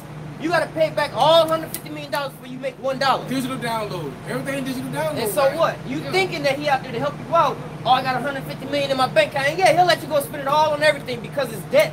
You have to pay that shit off. You better off working at McDonald's than being a goddamn Lil Wayne. And Jake don't read contracts. Yep. Because they was what? Where's it go? Back to when you read. Never trust our enemy. We trust our enemy. Oh, now he got investment. He's trying to come up with these ends right quick. Hey, but the Lord said, blessed is he that readeth. Come on. And with all that getting, get understanding. With all that getting, get understanding. And wisdom is the principal thing, man. That's right. So before you jump into something, understand what you're jumping into. Real talk. And they do that with Jake all the time. Yeah, we'll give you this loan for this car. Jake drives a lot. But then when he get ready to pay the payment, right? Interest high as fuck. Only $50 going to the car, but the rest is going to the bank. Yep. You know what I mean? So yeah, he be nice. So all you doing is paying off the interest. You're not even paying on the car yet. You paying off on a loan.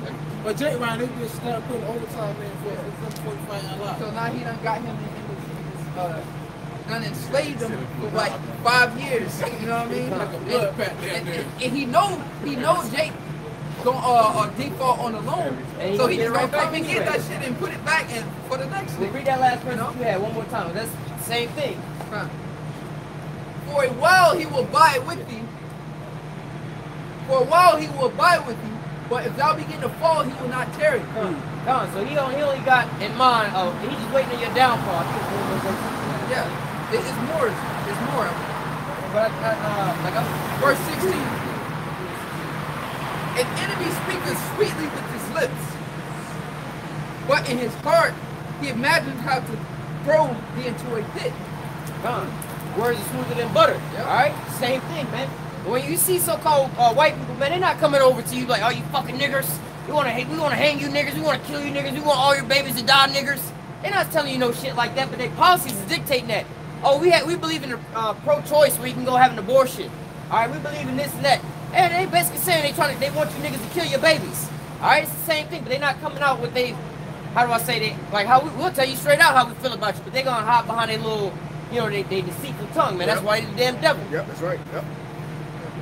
Says an enemy speaketh sweetly with his lips, but in his heart he imagined how to throw thee into a pit. Yeah, we get this, we'll give you this, we'll give you that. But behind the scenes, he imagined like, man, I'm finna get this nigga. Another prime example is the housing market crash, man. That was like one of the biggest, transfers of funds right there. They doing the same thing right now. Again, this way you got a new credit score out right now where everybody got good credit. They about to take the biggest transfer of wealth and the second biggest transfer of wealth. The biggest one is where we're gonna get all their resources. Did you set everybody's credit score? No, they gave you a different credit score. You had 3 credit scores, Equifax, whatever. They gave you a new one, right? And that's everybody's already high. So, because the loans and stuff stopped going, nobody had the credit for all that stuff. But they need the economy to keep going, so they gave you this new credit score. So now everybody can go out and start buying cars again. Oh, do you know what that's like doing? That's like going to AmScot getting $100 loan, but you owe them $50. And every time you go back, you wait for that next week check to pay back on that. That's all America keep doing. Well, it's like you actually need $100 from AmScot, and they give you a $500 loan. Before you pay the $500 loan, they give you another $500 loan, and you only needed $100, and you couldn't afford the $100 loan. So worse than you being $100 broke, you like $1,000. You gotta borrow more than what you need. Right. And then you can't never get out because where you originally was starting it, like I said, the housing market, them Jakes was renting and living in apartments. But now that they was available to get the credit to get the house, now their credit is so fucked up they lost their house, their car, and their job. Can't get a job because you need your credit report. So before when you was just living checking your apartment, you was all kind of better off than what you are now. You ain't got no job, no apartment, can't get none of that shit because your credit fucked up. And you still driving your old ass car, no payments. No payments, paid off. That $3,000-$4,000 car, but you don't get a $30,000-$40,000 car now. That's what's going into. You know what I'm saying? He speaks sweetly, but then he really got it in mind to fuck you people over, man. Like the brother said, which is true, man, because if everybody got bad credit, the bank's not giving out loans and they not making money. So they gotta do something, you know? They gotta give you another credit score. They've been doing that with quantitative easing 1, quantitative easing 2, 3, and 4. I think they're on infinity now, where they just keep propping it. But really, when they raise the interest rates on that money, it's like it's close to 0%. You're gonna realize that plus the petrodollar, when that shit come back, man, you already, like I said a couple weeks ago, a regular bottle of soda was like $1. Now it's just damn near $2. That's a big jump in price. It's like double the price of this shit, you know? So that's just some small little thing. And look at your apartments. Every time you go to rent an apartment, go for $500 a month, $600 a month, $700, $800 a month. Your income is not going up, man. Your jobs is getting worse and worse and worse. That's why they give you more and more hours to get these people out of the jobs. They got the autonomous shit coming out already for your universal income. To the bigger scale of putting us on this welfare, once you get on this welfare check, leading to the mark of the beast, we can take from you what we want because it's already electronic, it's autonomous. It's already in our control. Damn, boy. You saw us a sniper. And that's going into what the brother over here reading about. Oh yeah, we got the best benefits for you, brother. Come here, man. Let us help. We want to help niggas out for the first time. No, man. Never trust our enemy, no matter what he got going on. Look, bro. We know that these niggas. Hey, we know that the Russians finna come over here and blow all you niggas up. Right. Okay, we'll take our chances with the Russians, man. Hey, I'd rather die to their ass than trust your motherfucking ass. Even though they Edomites. But I know your kind, man. Hey, man, never trust your enemy no matter what, man. It says, and the enemy speaketh sweetly with his lips, but in his heart he imagines how to throw thee into a pit. He will keep sucking. He will weep with his eyes, but if he find opportunity, he will not be satisfied with blood. So like in the housing market and stuff like that, any of these calamities that so-called happen to so-called Negroes, Latinos, Native Americans, they always come on the news forefront. Oh, we're concerned about their well-being. Like shit going over to Syria. We got to have a humanitarian intervention over there. But what the hell are they really going over there doing? You know what I'm saying? We got to stop Assad from bombing his own people. So how we going to stop him from bombing his own people? Well, we going to bomb the people first so there ain't nobody left to bomb. You see what I'm saying? So homeboy ain't really got no goddamn good intentions for nobody. You see what I'm saying? He want to so-called, at the end of the day, he want to solve all you Negroes, Latinos, and Native American problems by killing you all, you know? You ain't here, you ain't got no more problems. But that's not really solving your problems. All right, to solve all your problems, go ahead. You can solve all your problems by getting rid of the so-called white man. That's why the scriptures say the whole earth is going to rejoice in his downfall, man.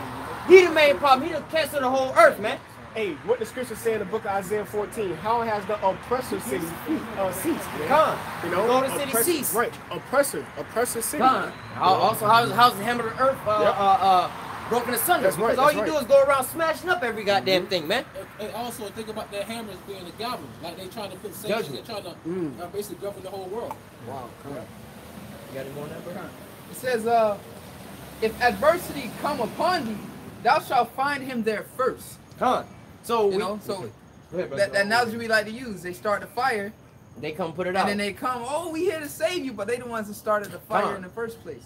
You know, I mean, hey, shit. Other examples. Problem. We want to create jobs like Donald Trump. We want to create jobs for you so-called Negroes, Latinos, and Native Americans. Oh, we got the lowest unemployment rate for you so-called Negroes at this point in time under my presidency. What was under your people that got us in this position to begin with? God damn it!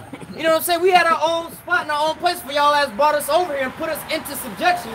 All right, and then you did all these certain things, and it took all of our jobs and our land and our property away from us. All right.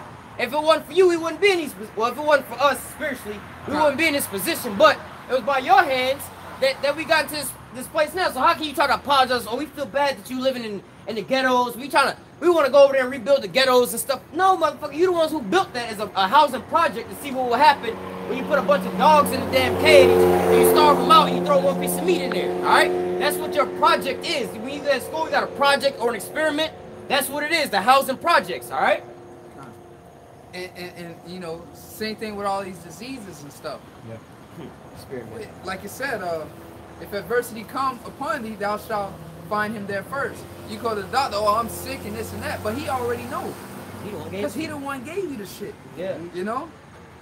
And they already know what medication they Yeah, exactly. They got a treatment for you, right? Just a treatment, not to cure you. They got a treatment. Yeah, I know these niggas be coming in here soon, man. You know? So here it is, bam, I got this treatment for you. You know, because they already done put the pestilence out there. All right, it says, and though he pretend to help thee, oh, I got this for you right here to take away the pain, okay? Yet shall he undermine thee. Because when you take that medicine, what happens? Side effects, you get sick. Now, you're better off not taking the medicine that he gave you, because now you need that medicine. If not, you're going to die, man. You know? Analogy about talking to the police for Dick, you know, you might, hey man, I need some help getting from here to there. Yeah, sure, I can help you out. Get you some direction where you going. Well, I'm going over here. Well, what you going over? Let me look inside your car real quick. What is this and that? Well, where you get all this equipment from back here? What are you doing with this here saw? Well, I work in construction. So, what you got this? Hey man, again, never trust your enemy, man. They come over there and try to so-called help you, like the brother was saying. Hey man, we came to put out the fire, but they the ones who set the fire, you know? You coming to ask so-called, any of the so-called Edomites for any damn thing. You want a job or something like that? Oh yeah, we'll give you a job, help you pay some bills, turn your ass to a goddamn slave in a slave plantation, man. That was it on that. That was it on that? Go ahead with that, Joe. No. Hold on. It's Revelation 18. No, but that's like, all right, go ahead. Give me that, and then we'll go back to, This is Job 20 and 19. Because he hath oppressed and hath forsaken the poor, because he hath violently taken away an house which he builded not. Come on. So, matter of fact, you know what? How much time we got? Start at verse 7, and we'll go to right there.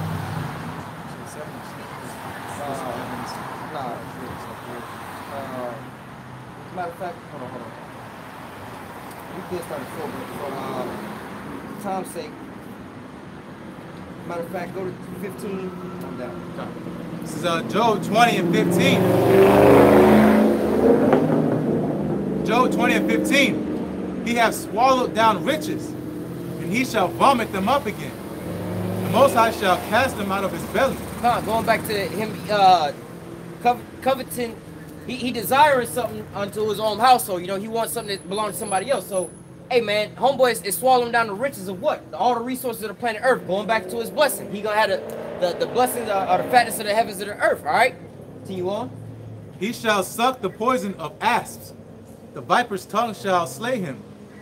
He shall not see the rivers, the floods, the brooks of honey and butter. That which he hath labored for shall he restore, and shall not swallow it down. According to his substance shall the restitution be. So, and he shall not rejoice therein. So basically all the work that the so-called white man is putting forth to do, all this evil and atrocity, going back into Genesis 27 and verse 41, talking about slaying his brother Jacob so that he can rule and have dominion over planet Earth, not have to worry about being paid back for all his atrocities he's done to his brother, and he can just rule forever, all right? But so what? He's swallowing down all these riches, you know what I'm saying? He's gathering all this stuff up for that day. Continue on. Because he hath oppressed and forsaken the poor, because he violently taken away an house which he builded not. You standing on it. God damn it, he didn't build this house. So-called Negroes, Latinos, and Native Americans built this house, all right? Surely he shall not feel quietness in his belly.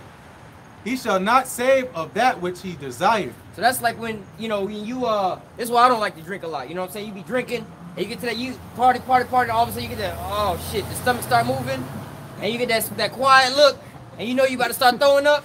That's Esau right now in this time frame now. You know what I'm saying? They're like, yeah, we're going to keep going, dominating planet Earth. We the white man, we the gods of the planet Earth. We dominating. Now all of a sudden there's all these other nations. It's like saying, are you become as weak as us? As you start to see all these prophecies come to pass, that's the alcohol turning into, he's like party, woo, oh shit. That drunkenness is proudness. He's feeling the consequences. It's turning in his belly now. Keep on. There shall none of his meat be left. Therefore shall no man look for his goods. Come on, keep reading. In the fullness of his sufficiency shall he be in straits. Every hand of the wicked shall come upon him. Keep reading. Then when he is about to fill his belly, the Most High shall cast the fury of his wrath upon him, and it shall rain it upon him while he is eating. Just for edification, say read 24, then we'll break that down. Yep. He shall. This is when he's running from what's going to rain down on him. He shall flee from the iron weapon, and the bow of steel shall strike him through. And that's what he's starting to see come up. That's why that stuff started turning in his belly. But nevertheless, what you see here is basically it's like you got a big fat dude at an all-you-can-eat buffet. And he's just eating. That's all the resources. Not just the resources of the planet, but he's taking like basically our spirits and souls from us, man. Having us work and do all this for him to where we can't even serve our power, man. But all this, he just eating all the world's resources up, all right? Dominating the whole planet Earth, man. Yeah. He dominating everything. But again, like I said, he like the dude drinking, having a good time. Now his stomach's starting to turn, and he just got that little weird look, trying to, you know, he calculating how many steps it is to the toilet before I can get there, whatever, whatnot, you know what I'm saying? Before he just start throwing it all up. Yeah. And that's the time and the frame that he in now, all right? Yeah. Going back to Revelation 12 and 12, woe unto the inhabitants of the earth, for the devils come down to you having great wrath, because he know he got but a short time. Bro, I only got a short time before I can make it to the toilet, so I got to hurry up before I throw up on everybody. Yeah. So in that time frame, he going to have to jump and step over everybody who he got to get to, you know, metaphorically speaking on Jacob's trouble, how he coming down on you people, or you so-called Negroes, Latinos, Native Americans, because he know he got a short time and he's about to throw everything back up. He knows he's about to go into subjection up under Jacob, all right? He knows that his rulership is about over. Just say this real quick, and that throw up is shame. When you throw up in front of people, that's shame. That's why you try to hurry up, like you say, you trying to hurry up and everything, and get to the toilet so you can throw it up. But that throw up is that shame. You know, you didn't drink too much. You was over there party. Woo, I can handle it now. All of a sudden, it's coming all back up, man. That's embarrassing to throw up in front of people. People be looking like, oh, you know, like that's embarrassing, man. Shit, you don't even gotta be drinking to be throwing up for that to be embarrassing. Anytime you throw up, regardless, you know, you can be sick off of some food or whatever, you know, still embarrassed. Hey, that's why the scriptures say the nation shall go back to their own land, you know. They gonna see the destruction. And first and foremost, you see that happening now. They waking up to this damn devil, man. Yep. You had about a week ago, well, it been happening this with the EU. They trying to separate themselves from America. All right, you got Germany and France. They want to separate themselves and break off from dealing with America for certain reasons. All these countries, they leaving the American so-called conglomeration to go back to where they got to their nation and build their own little things up. No, you done with that? Yeah. All right. Yeah. All right. Let me get that in Ezekiel 25:12. It's Ezekiel 25 and 12. Thus saith the Lord Yahawah, because that Edom have dealt against the house of Judah by taking vengeance, and have greatly offended and revenged himself upon them.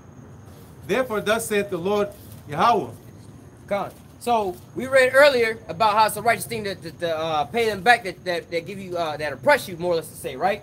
So now we didn't read about all the atrocities, not all the atrocities, because we'd be here for a minute. We'll be here. You got that mountain up to the heavens, huh? Hey man, that's right. We'll be here to how they say an everlasting time trying to talk about all the atrocities Esau did, but we brought out some of the things he did, right? And as you see, now he's starting to get his judgment for these things, all right? The Most High is about to start bringing out his judgment. Now, and that's just what we know.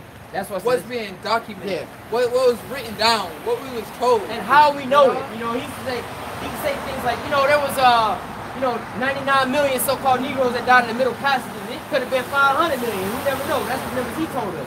He said, what, 99 million Native Americans? We don't know if that number is true or not, or if it's more than that, you know? He don't really want to put his own shame out there like that, you know? Like the book Without Sanctuary. Yeah. Legends. Man. Oh. That's just the legends that was taking photographs of. And I think that was in a small period of time at that, too. Yeah.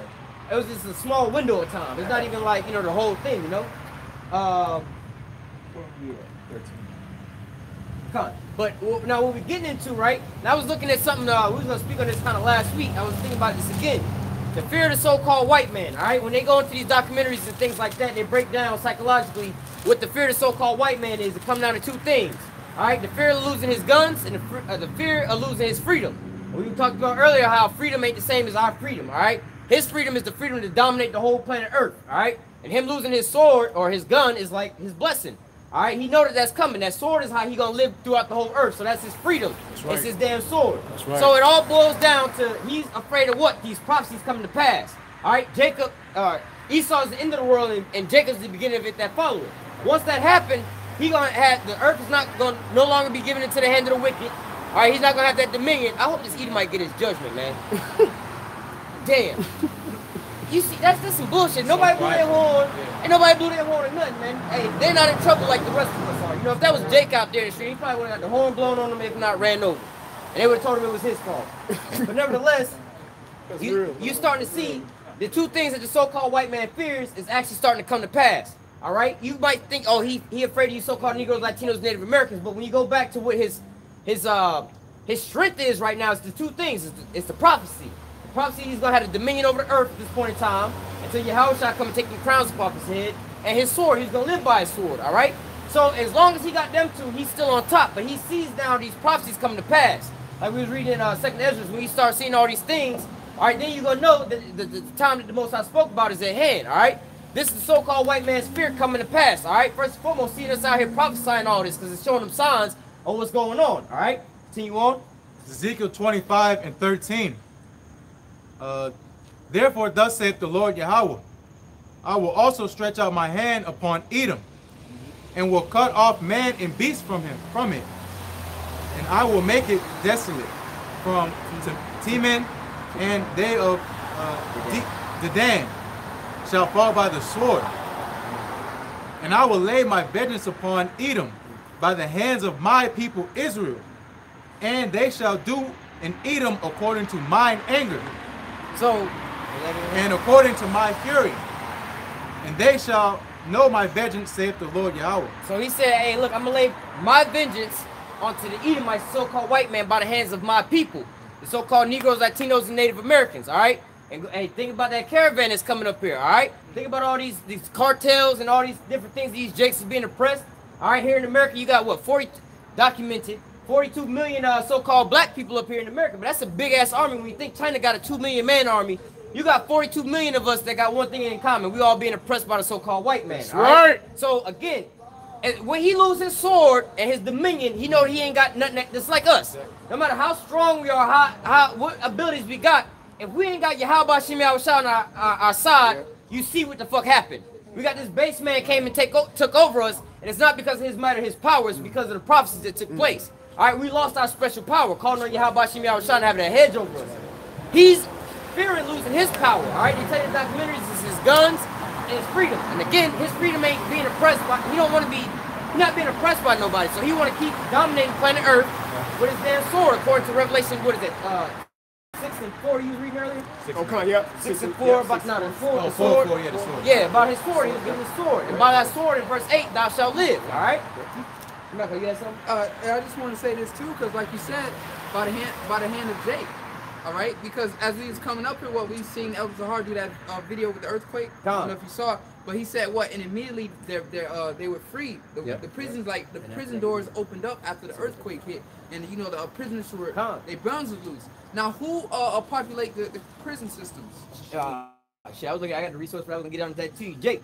So when the Most High gonna have it to where them doors gonna open up again, man. Hey, it's gonna happen again. Not only Jake gonna be a terror out here. Not only that, remind me about that, showing you the statistics. I got that on my phone to pull up. But not only that, what's worse than what the brother was saying about them, who the majority of people in jail. All right, now you have Jake.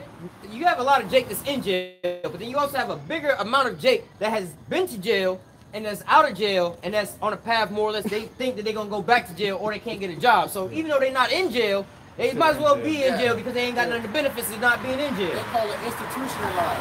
Yeah, I mean, but even if you go to jail one time for a certain type of felony or whatever, you can't even get a job after that. You know what I'm saying? So you might as well be in jail. You know what I'm saying? Because you got to work on the outside and get some kind of money. The only way you can do that is putting your life in danger. Well, at least in prison, goddamn, they paying for your ass. You know, they got you like that. Deuteronomy chapter 32, verse 30. How should one chase 1,000 and 2 put 10,000 to flight, except their rock had sold them, and the Lord YAHAWASHI had shut them up? So going on to our special power, how can they do this unless what? Read that again. Deuteronomy 32, verse 30. How should one chase 8,000 and 2 put 10,000 to flight, except their rock had sold them, and the Lord YAHAWASHI had shut them up? That's all we got. You see what I'm saying? We got the calling our power. Same with the so-called white man. How can the so-called white man chase us down and do this and that unless he was still being blessed with his sword and having dominion over the planet Earth? So you got to understand certain things like this. So-called white man didn't take us down because he's stronger than us, smarter than us, got more resources or nothing like that, man. It's all because of what's in these scriptures that's written down, all right? It's the will and the way of the Most High, all right? One more. Who has resisted the will? Hey, at least you find yourself fighting against the Most High. That's right. You're getting your ass beat really ain't even fighting. Right. Yeah. Getting your ass beat. That's right. Deuteronomy chapter 32, verse 31. For their rock is not as our rock, even our enemies themselves being judges. That's it. Con, where you at? Deuteronomy 32. Read verse, what is that, 4? Verse 4. Yeah, I think it's verse 4. Oh, come. All right, come. Deuteronomy 32, verse 4. Hold on, read what you just read. That's their power. We're going to read it with our powers. We just went over there. Read that one more time when you was over there. Come. Deuteronomy 32, verse 31. For their rock is not as our rock. Talking about these Edomites. That's their power. Their rock is not the same power as we got. Their power is the sword and the blessing of what? They're going to have dominion over the planet Earth for this temporary time, all right? Now go over to verse 4. Come. Verse 4. He is the rock. His work is perfect. Con. So when we just reading over there, it says, their rock is not like our rock. But we talking about now the Most High. He is our rock. He is perfect. All right, keep reading. For all his ways are judgment. Come on. So he judging everything. You know what I'm saying? Just like how we do nowadays. Am I going too fast? Am I going too slow? Am I in the right lane or am I in the wrong lane? Is the food too hot? Is it too cold? Is the fire too big or too low? You judging everything to bring things into perfection. The same way with the Most High. I was not counting none of these things and taking none of these things in effect. Like we was reading in Hebrews 12 about how he knew afterwards he would have received the blessing, but what? He couldn't wait for it. You know what I'm saying? There's no balance in him. You see? There's a difference. See, you know? Come, yeah, look. It says, a power of truth and without iniquity, just and right is he. Con, that's our power, you know? That's all we got, you know what I'm saying? Going into the Most High.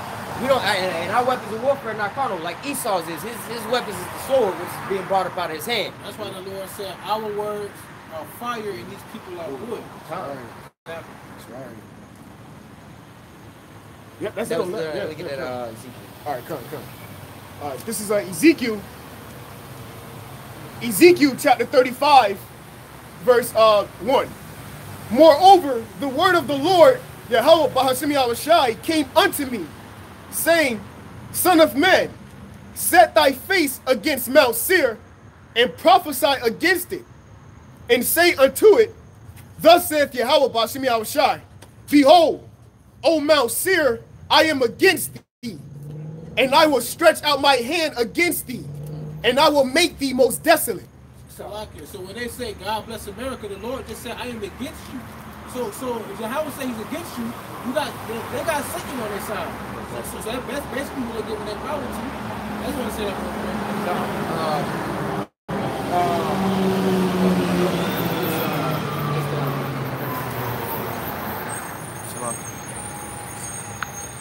This is Genesis 36 and 8. Thus dwelt Esau in Mount Seir. Esau is Edom. And there are the generations of Esau, the father of the Edomites in Mount Seir. So it says Esau, all right, is Mount Seir, and Esau is Edom, and Esau is the father of the Edomites. Ain't no getting around who the fuck we talking about. It's the so-called white man, all right? Go back over to who we talking about. God. Ezekiel 35, verse 4. I will lay thy cities waste, and thou shalt be desolate. And thou shalt know that I am YAHAWASHI, because thou hast had a perpetual hatred, and hast shed the blood of the children of Israel. Go back over this. All right, come. Ezekiel chapter 35, verse 4. I will lay thy cities waste, and thou shalt be desolate. And thou shalt know that I am YAHAWASHI.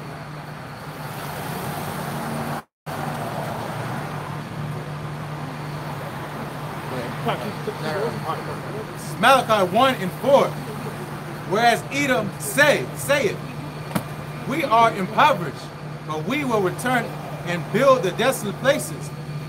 Thus saith the Lord Yahweh of hosts, they shall build, but I will throw down, and they shall call them the border of wickedness.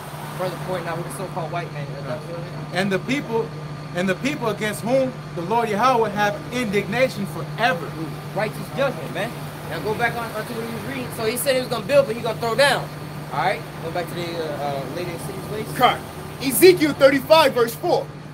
I will lay thy cities waste, and thou shalt be desolate, and thou shalt know that I am YAHAWASHI, because thou hast had a perpetual hatred, and hast shed the blood of the children of Israel by the force of the sword in the time of their calamity. And so we was reading on that in what? Obadiah, all right? For thy violence against thy brother Jacob, all right? So, and it's also a righteous thing to pay them back. So we keep seeing this over and over and over and over again, all right?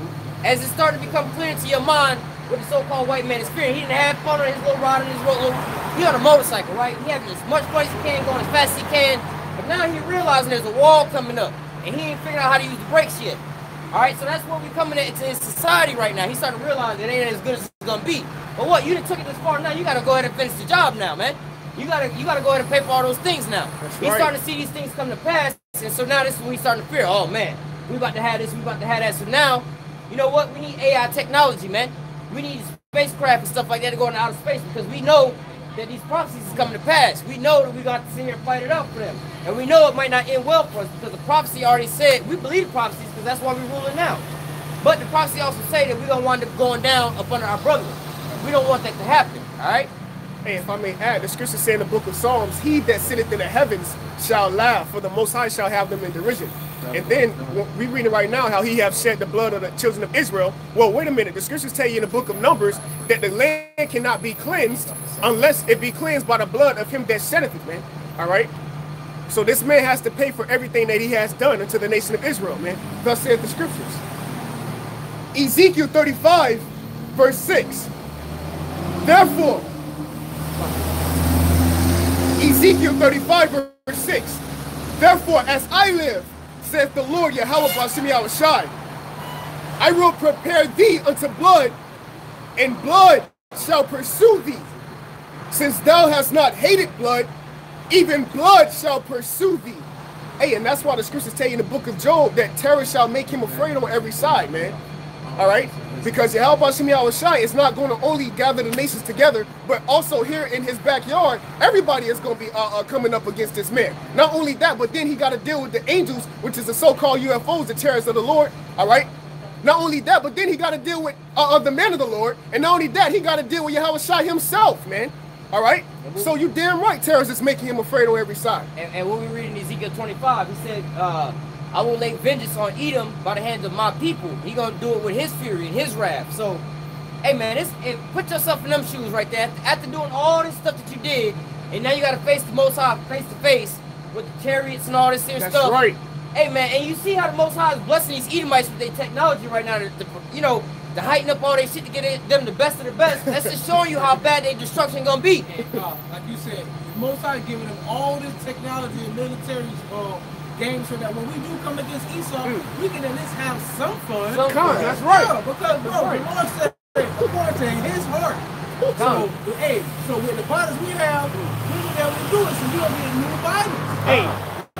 Hey, that's right. That's why the scriptures say us faint not to be strong in the Lord, that he may confirm thee. All right? Ooh, hey, I got it, brother. That's right. right. Gotta bring this one out. Zechariah 12 and 8. Oh, brother, hold on. Hold on. That's in the chamber. Hold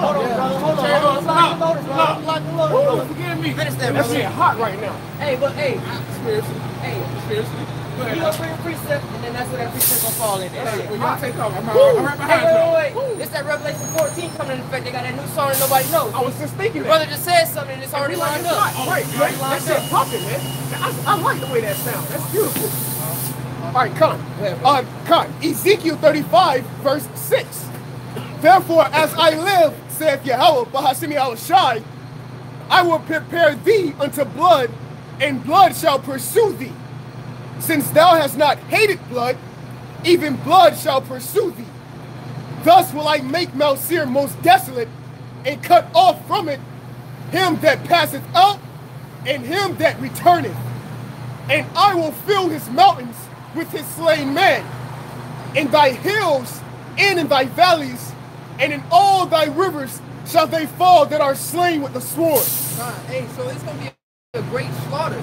Hey, did not the scripture say, the dust shall return back to the earth? That's right. The earth gonna get so much nutrients in that day. All the dust that Man, Revelation. that great beast. all the dust, your body's gonna decompose. Yeah. The earth really gonna get fed in that day. Yeah. You know what I mean? It's Yes. all them bodies. It's gonna balance it out. Oh my! It's gonna get It's gonna cleansed. be Hey, we rejuvenated, bro. Right. before camp about how the earth is getting bigger right now, it's getting refreshed. And brother brought out about how the nuclear missiles is going to help with the replenishing of the earth. But then how the brother just brought out, the same way, man, put all the nutrients back into the soil. Cut. Ezekiel 35, verse 9. I will make thee perpetual desolations, and thy cities shall not return. And ye shall know that I am the Lord, YAHAWASHI. So if you Esau and you know that you're in rulership and you have the Israelites in captivity, but there's going to come a time where they're going to take you into captivity, all right, and they're going to have an everlasting rule, a kingdom, a world without end, but you're going to be in perpetual desolation and perpetual destruction. What the hell is there to look forward to that? That should be your worst nightmare coming true. You know what I'm saying? It's like, yo, you done did this horrific crime, and you got to go to, they done sentence you to life or the death penalty, and you just waiting till like next month for them to take you in, man. That's the worst dreaded day of your life, man. Same with the Edomites, man. It's that so-called white fear coming into effect. Oh man, that's beautiful. That's why the scriptures say in the book of Job, the number of his months are with thee, man. You know, he has a bound that he cannot pass. You know? Keep going. Con. Ezekiel 35, verse 10. Because thou hast said, these two nations and these two countries shall be mine, and we will possess it, whereas the Lord, YAHAWASHI, was there. Yeah, I mean, they do that to what? The northern and the southern kingdom, but then also, Right. what lands do we normally possess? The land of Israel, Yep. then the northern kingdom came over here. And what two main lands that they run the whole earth off of? The land of Israel and the land of North America. That's right. And then we Yep. say I was exalt my throne above the stars, Yep. and Stars, congregation in yep. the north. Yep. That's All right? Yep. Keep on. Con. Verse 11, it says, therefore, as I live, saith the Lord, YAHAWASHI, I will even do according to thine anger, and according to thine envy, which thou hast used out of thy hatred against them. So all the things that the so-called white man did to us in his ways and his plans and plots and the ways he did it, like the so-called northern tribe, or the so-called Native American women, having their babies cut out of their stomachs, you know what I'm saying, feeding our babies to alligators and stuff like that.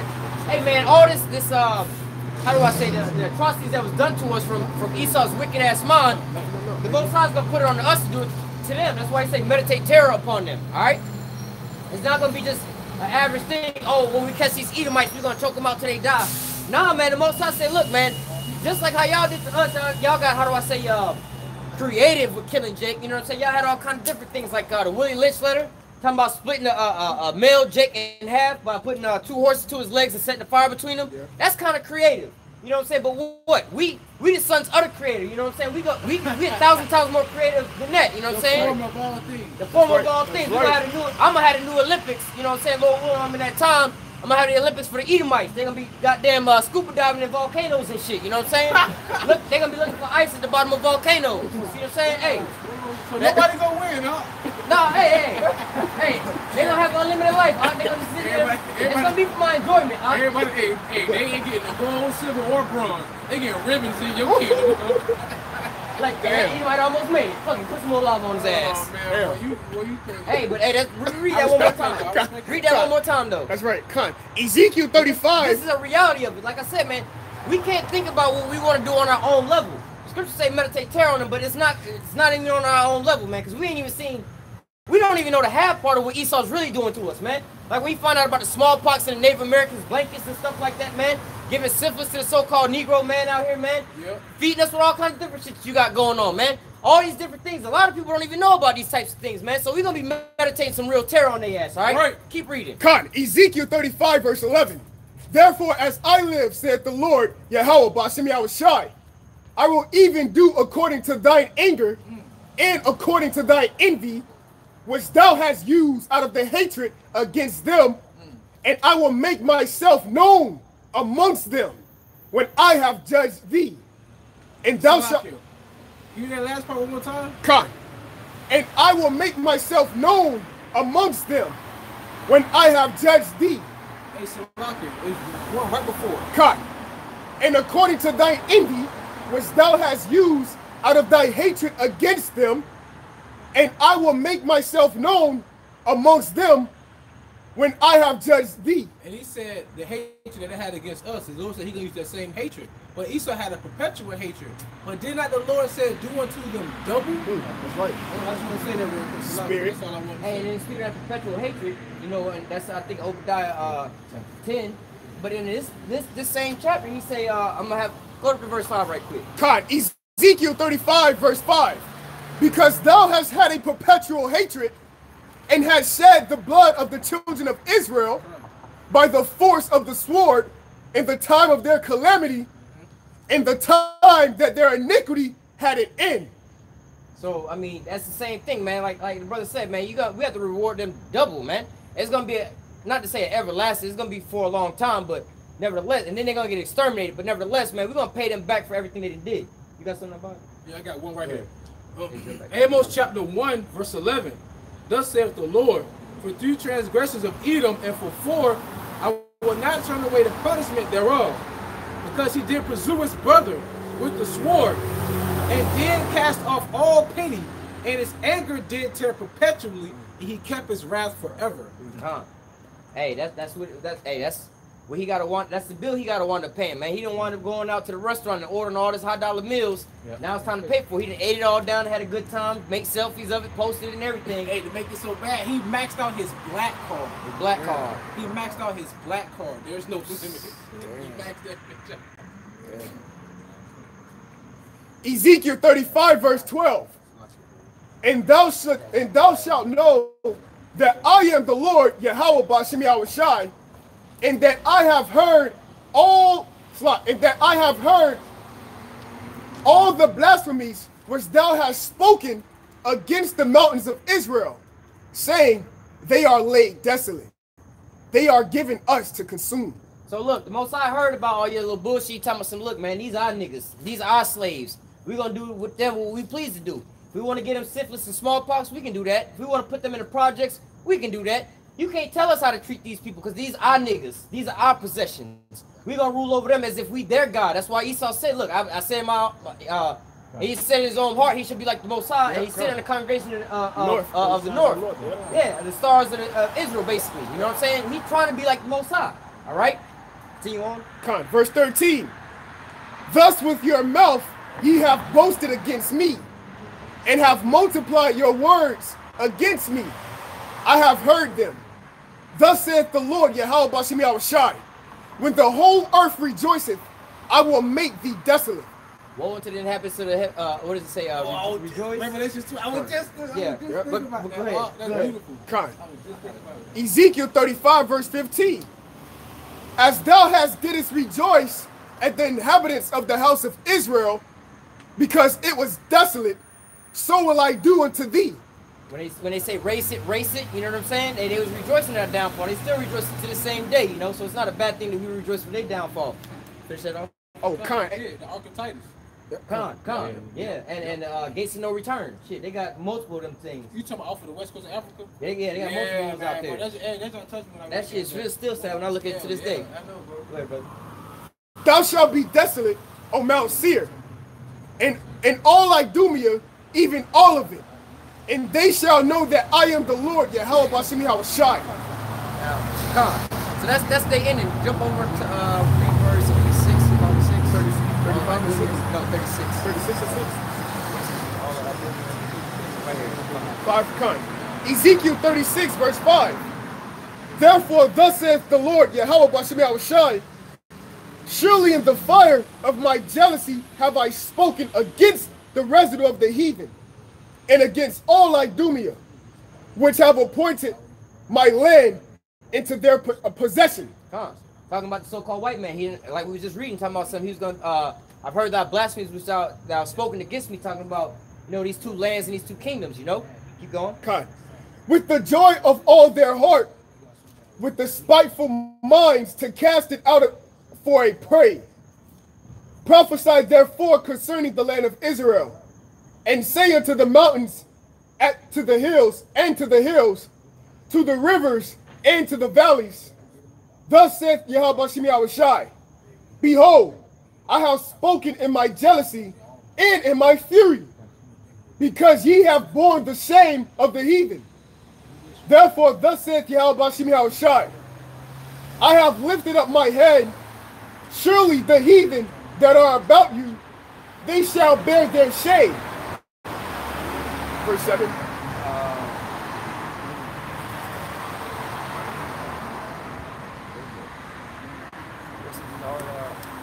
Okay, yeah. Go down to. Yep, that was it right there.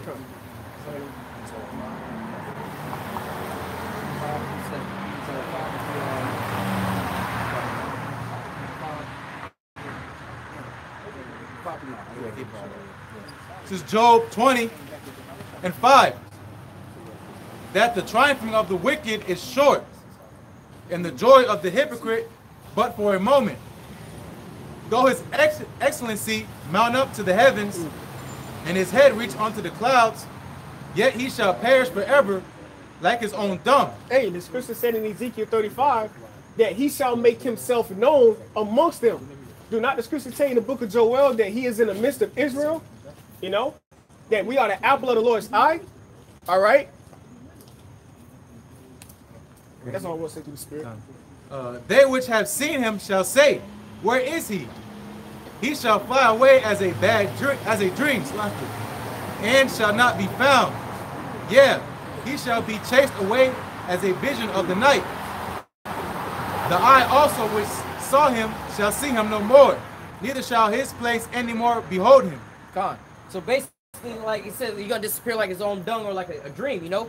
When you go in the bathroom, you take a shit and you flush that shit down the toilet, man, you're not concerned about that shit no more. You're not concerned about how it felt when it's going through the pipes, where it's gonna end off at, if it's hot, if it's cold, if it's hungry, if it's full. You don't give a damn about it. You don't even think about it no more. It's gone. You never thought about it again. Same with the so-called white man. He gonna be like that damn dream you had 2 weeks ago you can't even remember about. All right? I mean, that's literally what the scripture says. He gonna be cast out like his own dung. I'll read the next verse. Yep. Job 20 and 10. His children shall seek to please the poor, and his hand shall restore their goods. And that's what they basically trying to do right now. That's why you see certain of these little organizations and things like that, the so-called help out the so-called Negroes, Latinos, and Native Americans. But what? They just trying to use it like, no, we're not all like that. See, we tried to help you people out here and there, blah, blah, blah. But at the end of the day, they, again, never trust our enemy. I got you, brother. No. Oh, Read that precept for me one time. It's 2nd Ezra 15, verse 14. Woe to the world and them that dwell therein, for the sword in their destruction draweth nigh. And one people shall stand up to fight against another, and swords in their hands. But the point was, woe to the world and them that dwell therein, for the sword in their destruction draweth nigh. This is Zechariah chapter 12, verse 8. In that day shall the Lord, YAHAWASHI, defend the inhabitants of Jerusalem. And he that is feeble, all right, and another word for feeble is falling among them at that day shall be as David. And the house of David shall be as God, as the angel of the Lord before them, man. And you know what that remind me of? That remind me of YAHAWASHI. Because YAHAWASHI said, YAHAWASHI said we shall do greater works than you. Exactly. But we see the word ancient there, it got a capital A at the beginning, so that's YAHAWASHI, man. That's right. Come. Why you right there? Give me out 2 and 8. Come. Snap. Zechariah chapter 2, verse 8. But thus saith the Lord of hosts, after the glory hath he sent me unto the nations which spoiled you. For he that, let me read that again. For thus saith the Lord of hosts, after the glory hath he sent me. No, this is it. I just want to hear it again. Hath he sent me unto the nations which spoiled you. For he that toucheth you, touching the apple of his eye. One more verse. For behold, Salaki, for behold, I will shake my hand upon them, and they shall be a spoil to their servants. And ye shall know that the Lord of hosts hath sent me.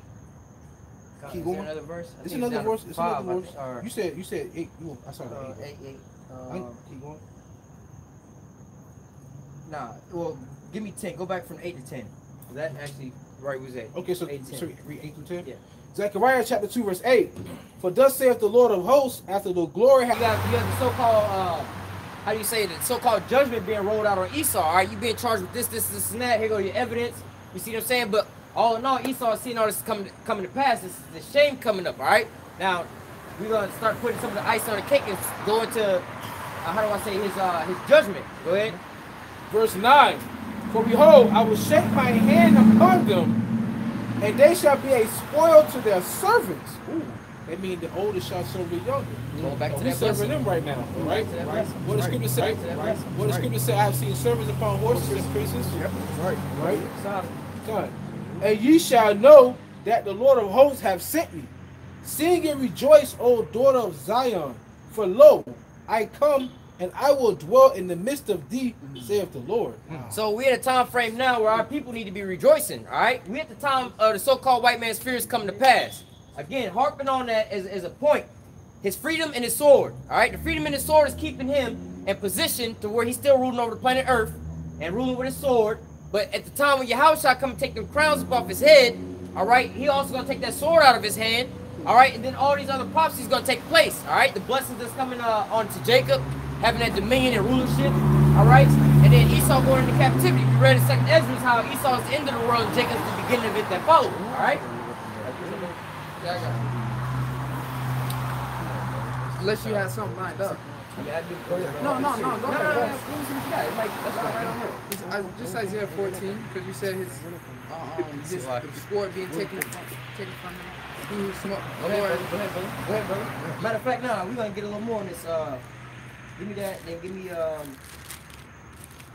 can start from up here and just go down. You just go in between the precepts up to. yeah. No. Let me just get hold that, matter of fact. Grab what you're gonna get, because I'm gonna get 1 and 2 and then verse 21 out of that. Give me the precept he was grabbing out of that real quick. It says, it's Isaiah 14, verse 4. That thou shalt take up this proverb against the king of Babylon and say, how hath the oppressor ceased, the golden city ceased? The Lord hath broken the staff of the wicked and the scepter of the rulers. Taking the so-called white man's freedom and his sword. All right, that's his so-called. That's the so-called fear of the white man is losing those two things, because hey, once he loses those two things, he don't really got no kind of power, no dominion. All right. So he said, he said he's a scepter in his. Yeah, because think about it. What gave Moses power when he went to before Pharaoh? He had the scepter. I mean, shit, on a lighter level for people to understand any of these businesses, how do they run and how do they function properly with a staff? They got a staff, do all these certain things.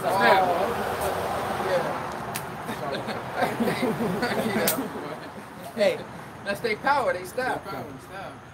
Staff members on deck. Staff members. Damn. But hey, without no staff, employees, ain't no company running without no staff. Any of these big companies, you know, just touch on that just briefly. You know, they always give us these lies about independence and being independent. That's the biggest lie on the planet Earth, man. The white man don't do nothing independent. When he go to war, he got an army, which is not just one soldier, it's a bunch of soldiers. He got an army, a navy, a Marines, and the Air Force. Women in there too. And then he also got these other nations with NATO and stuff like that. All right, when they got these companies and stuff, they got a conglomeration. It's always a team effort. You know, like the scripture said, if Satan be divided on himself, how can he stand? Yep. But with that revelation, but our Lord is one. Our one Lord. One accord. You know, on one accord. That's right. That's right. One. Revelation 13. Revelations chapter 13, verse 9. If any man have an ear, let him hear. And that's not talking about just no average ear, man. Because every human being on the planet Earth, all right, unless you're going through some type of affliction or whatever the Lord put on you, you got two ears, man. All right, but not everybody has faith, because the scriptures tell you faith cometh by hearing, man. All right, how should they learn except they've been taught? All right, so that's why the Lord has raised up his teachers to teach the truth, teach the word. All right, and really you can go into get a further breakdown of it. Was that Luke chapter 10 and 21? Blessed the eyes to see the things you see. We see the same thing today. See, we watching the same news they watching. They just don't get the shit that's going on. You see what I'm saying? You got people that's actually interested in doing research on the RFID chip, going to go get the implant in it, but they don't realize it's the mark of the beast. So they see exactly what we see. They understand, or they don't understand what we understand, but they see what we see, but they don't understand. See what you said? Everybody get it, but they're not understanding. With all I get it, get understanding. They're lacking the understanding. That's why I say, here is wisdom. Let him that concern the mark, roughly paraphrase. Wow, that's beautiful. Yeah. Hey, Khan, if I may add too, that's why the scriptures say, these are they who were called and chosen and faithful. That's he that have an ear, let him hear, man. All right. So that, most of the acts that YAHWASHI did, it was for us. All right, to hear. All right. So that's why he said, if any man have an ear, let him hear, man. Hear what? Hear these prophecies, man.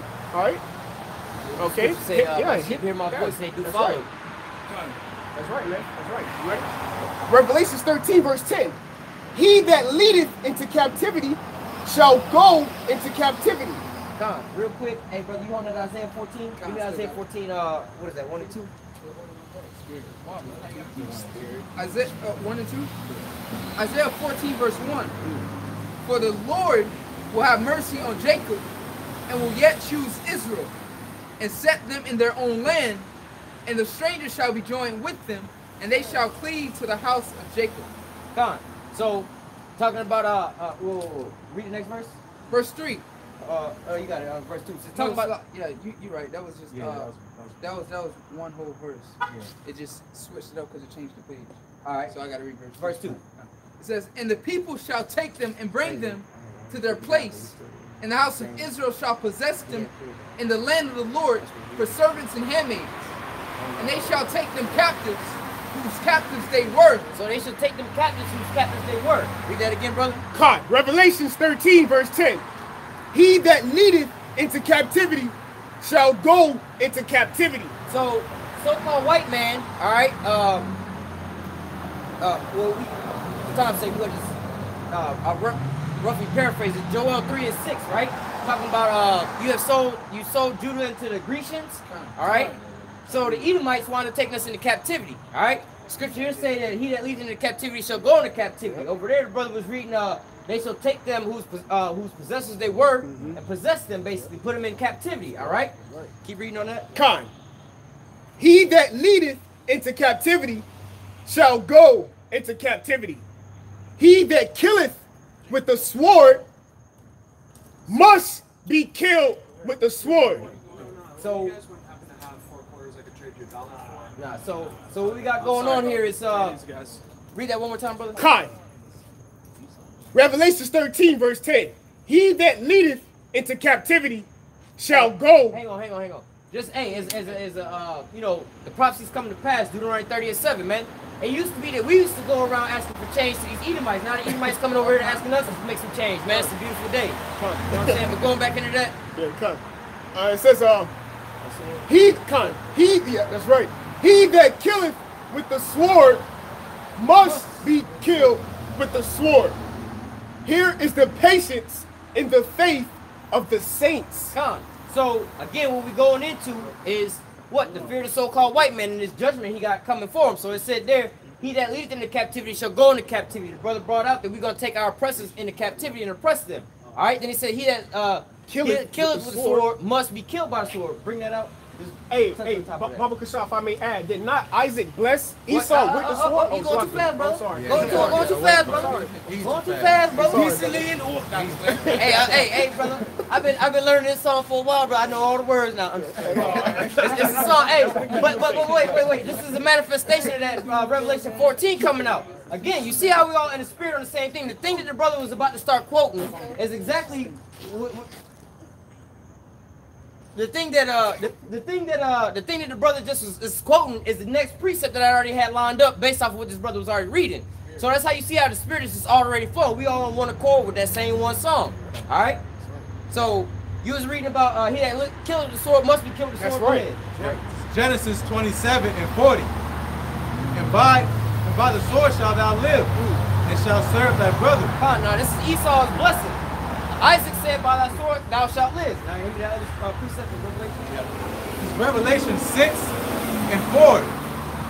And there went out another horse that was red. Esau. And power was given to him that sat thereon to take peace from the earth. and that they would kill one another. And there was given unto him a great sword. So the only person that was given this great sword on the planet Earth would be Esau. That's how he was gonna live. That's how he was gonna dominate the whole planet Earth, was by a sword. But like Scripture say, you live by the gun, you're gonna die by the gun. That's right. And that's what's coming to pass. This is what his fear is. This is what he's overall fearing, that all these calamities is coming to pass on him. Go ahead, brother. Hey, if I may add, Slakia. No, go ahead. Go ahead. Because that was basically what YAHWASHI was saying, man. When Apostle cut his ear, he was like, look, hold your peace. Because what did YAHWASHI say? He said, if this was my kingdom, my servant shall fight. So that's why they asked him, well, tell us, when will this time be? You know, if you told us that if this was the kingdom, your servant will fight, well, you gave him back his ear, because what? All things must be fulfilled, man. You know? Just want to bring that out to the spirit. Any brother got any other precepts? I got one precept. So Nahum chapter 1, verse 3. Yahweh is slow to anger and great in power, and will not at all acquit the wicked. Yahweh have his way in the whirlwind and in the storm, and the clouds are the dust of his feet. Come on. Hey, man, ain't no escaping that, man. There's no escape. You can't run, can't hide. Hey, if I may add, the scripture said... and ain't no place for repentance, so your ass is grass. Go ahead, brother. Yeah, the scripture said, make it the winds, the dust of his feet, the clouds, the dust of his feet. So, bro, that's why the scriptures tell you, he that sitteth in the heavens, because the clouds that you have right now, my man, the Lord, the scriptures tell you the earth is the Lord's footstool. So now YAHWASHI, he visit you with what? Tempests and storms, man. That's just a taste of what YAHWASHI getting ready to do when all hell break loose, man. I just want to back you up, because they're talking about that when it says the clouds or the whirlwind, it's talking about those also the UFOs, also the angels. Chariots. Right. This is Psalms 104:3. Who layeth the beams of his chambers in the waters, who maketh the clouds his chariot, who walketh upon the wings of the wind. He walks on the wings of wind. You can't even see wind, bro. Come on, man. Hey, they ask us, can you measure the wind? Can you measure the wind? But now wind got wings. Come on, man. That's parabolic talk. The Lord chariot, man. That's right. Ultimately, that's right. Ultimately, man. Because what? YAHWASHI say he cometh with clouds. Behold, he coming with clouds. But hold on, how did YAHWASHI leave? He left in one. A chariot. You got something for that? Spirit. No, we good. Go ahead. No, I don't want to venture off. We're still in the spirit. Go ahead with that Jeremiah. You know, we just spirit hyped up. Yeah. This is Jeremiah 30:16. Therefore all they that devour thee shall be devoured, and all thine adversaries, every one of them, shall go into captivity.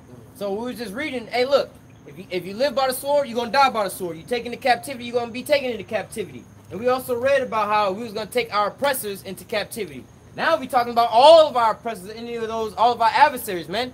They all going into captivity. So if you're on the receiving end of this, you don't think you're going to be afraid of this? If you know that this is coming, everything else, the reason that you are empowered now is based off of prophecies, right? You wouldn't even be empowered unless it was for those prophecies. So you believe that. That's how because you can see you in your rulership. But now you got to finish out them prophecies, man. You got to finish out that stuff. You know what I'm saying? It's just like you having sex with a woman, they tell you, oh, man, you have unprotected sex with her, you can get her pregnant. Well, you didn't got her pregnant, you know what I'm saying? Well, you see, she got the little baby bump, she missed a period. But now the baby finna start coming, now them bills and everything starting to roll through your head, man. Oh, shit, man, it's going to be a hard time.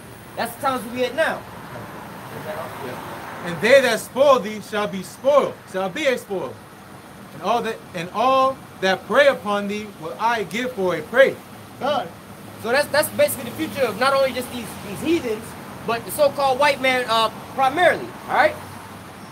Come. Isaiah 49 verse 22. Come. Isaiah 49 verse 22.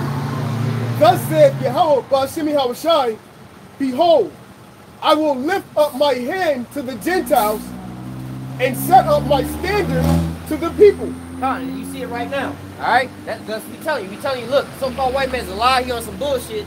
This ain't the way things are going. This is the standard. YAHWAH's way, his will and his way. His prophecies is set forth. All right, continue on. God, and set up my standard to the people, and they shall bring thy sons in their arms, And thy daughters shall be carried upon their shoulders. And kings shall be thy nursing fathers, and their queens thy nursing mothers. When it says that king and their queens being like nursing fathers, what does that mean? That basically means that all the riches that they took, that we're gonna take from them, and that they're gonna have the same state they had our women, how they had our women lay down in the bed to be leg warmers and everything, the same way they used to have our children sitting before them like a stool and put their foot on them. We're gonna do the same thing to them, man. They basically gonna have to worship and praise and serve us. Same, hey, that's backing that brother up is what the brother brought in Job 20 earlier. All right. Isaiah 49 verse 23. And kings shall be thy nursing fathers, and their queens thy nursing mothers. Now, if you was a goddamn Rothschild, a Bush, a Obama, or whatever, whatnot, you realize that this is what your job gonna be. You don't get an easy way out like the rest of these goddamn Edomites. They just gonna die, whether a race war, thermonuclear missile, some kind of way. They're gonna die on this end. These elites, they're gonna be preserved. They're gonna be the first fruits into slavery. Motherfuckers who ain't never worked a damn day of their life. You know what I'm saying? George just passed away. Yeah.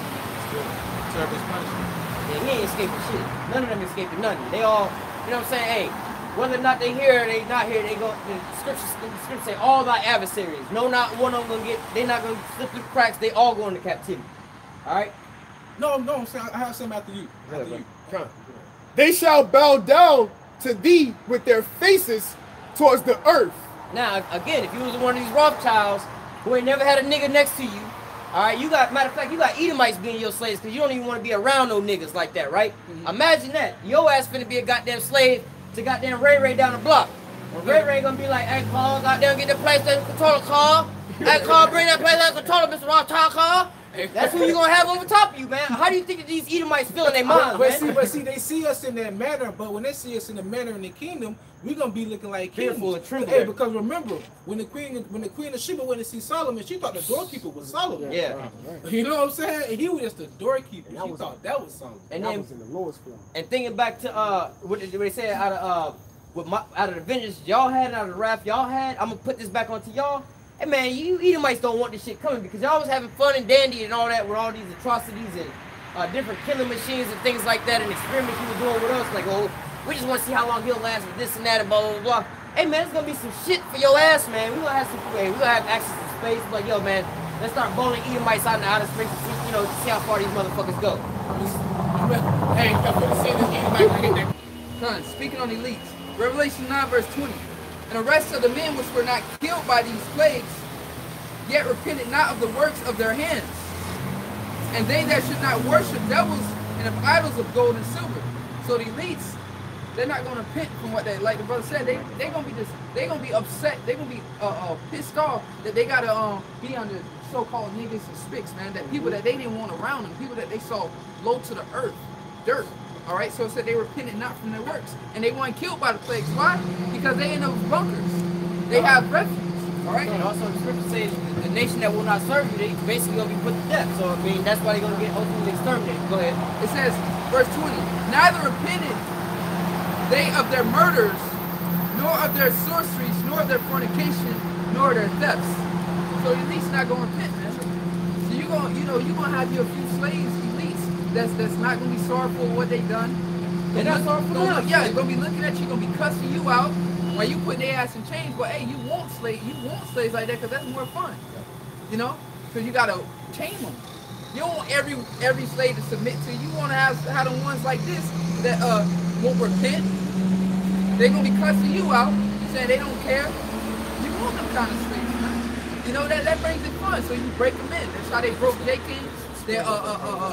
They'll force feed Jake. Jake didn't want to eat. What they do, they'll break their teeth in. They'll put a toothpick at each tooth. Boop, pick tooth out. Boop, boop, boop. Till all their fronts going, and they'll stick a funnel. And those elites, man, those are the kind of slaves we're gonna have too. You know. Go ahead. AHBAD. Psalms 149:6, because I was gonna wait, but the brother brought it out. Shalom, my So brother. when he brought it out, you know, Shalom. think about it. From here. It said, "Let the high praises of God be in their mouth, and a two-edged sword in their hand, to execute vengeance upon the heathen and punishments upon the people, to bind their kings with chains and their nobles with fetters of iron, to execute upon them the judgment written.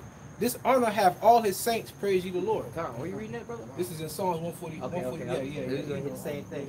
Hey, any That's a lot, questions? for real? No, we get on the same subject. We're gonna hit the same, Yeah, that's what I same said. thing. That's what I said. You got any questions? No questions. All right. So, let me see. Oh, because we almost about closing out. I got the last. What you got? Hey, go ahead. That was it on Revelation. All right. So, You want me? Oh, God, I got something to get real give me quick. that first, Real and quick. then give me that Michael, and then we gonna Nasty one, real quick. Come. This is Slocky, real quick. All right, talk real quick about this. What tribe you from? You from? Oh, You from so-called Puerto Rican? Yeah, That's the head of the Northern Kingdom. How'd you find out you was Israelite? a while ago. A while ago, Yeah. watching videos online. Nah, there's a camp in New York. What's the name of it? I wasn't too sure. I only was on a little bit, and then I had to go come down here. You know exactly where they are in New York? Nah. That might be our elders. Our elders are. We all over the place, but our I elders know. It's a are lot in of New camps York. in New York. Everywhere. You got IUIC, ISUPK. Nah, I only went in for a couple days. I learned, and then, I came down here. But I know all about it. You live around here locally now? Yeah, just moved to Tampa. Con. What is? I have a question. What's up? Do you know the Heavenly Father and His Son's name? The reason why I asked you because you said you know that. So I want to see if you know.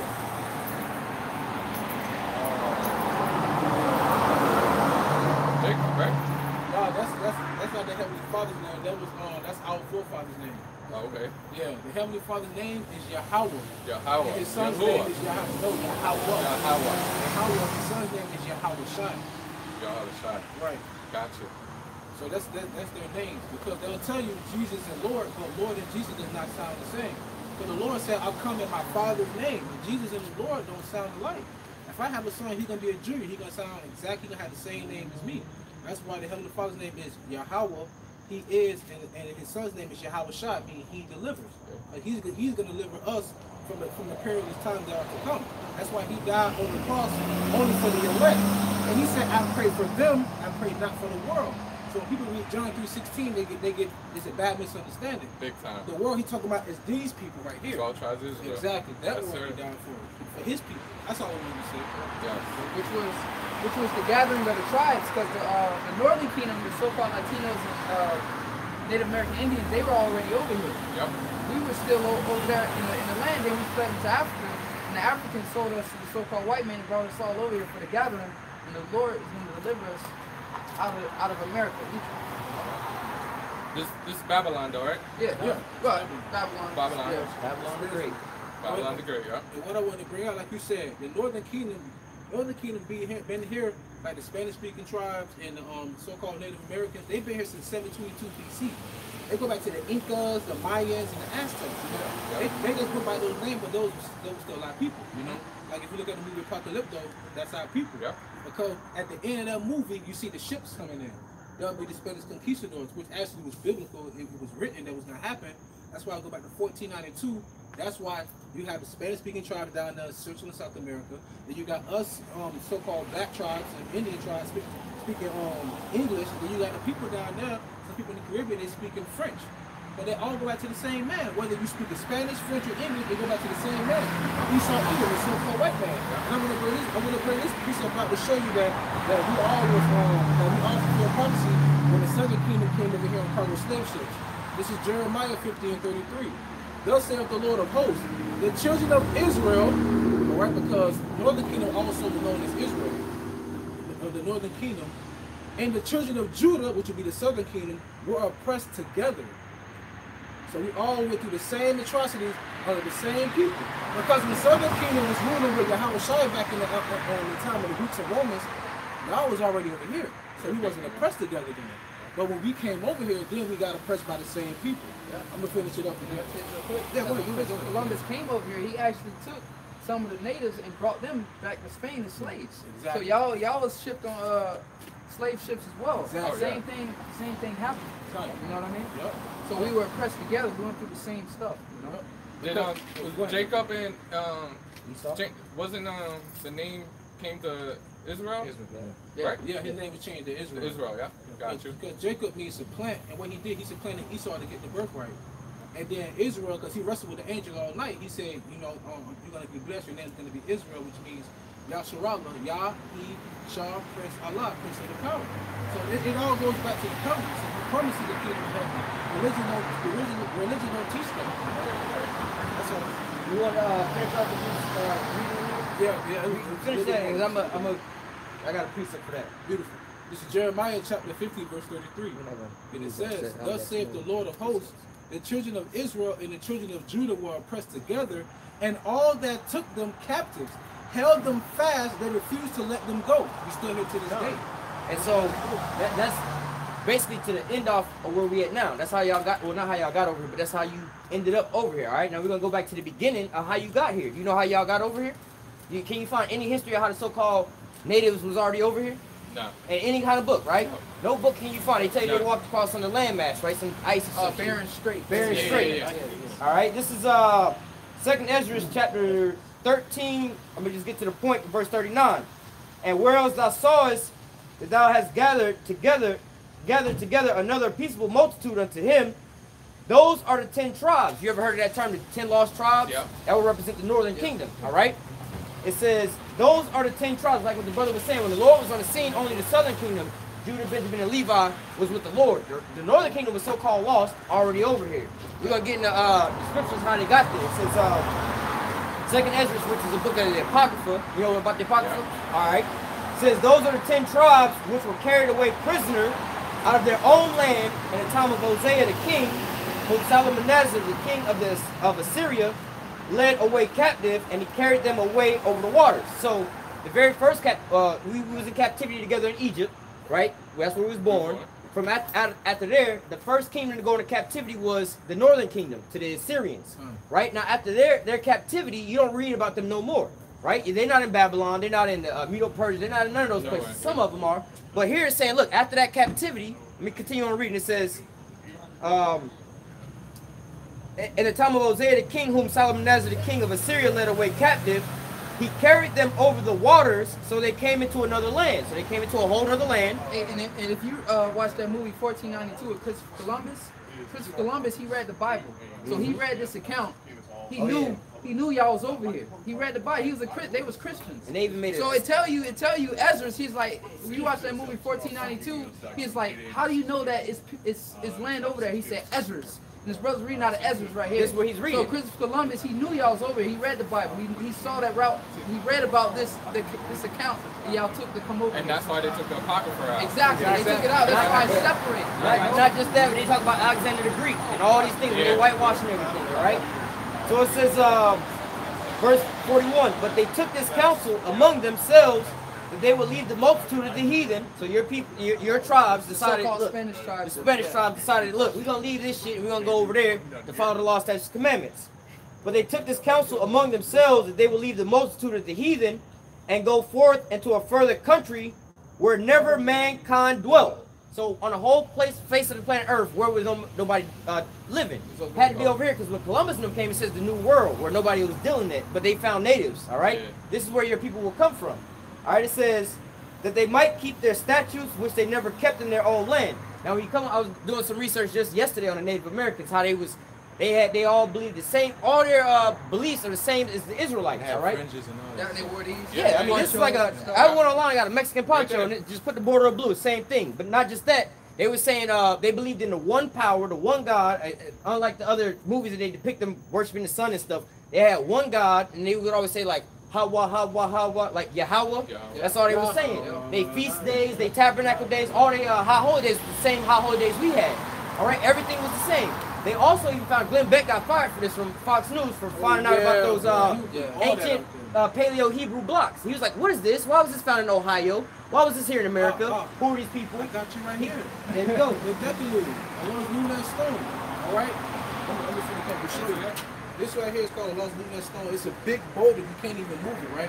Los Lunas Decalogue Stone is a large boulder on the side of a hidden mountain. Now this is what it says about it.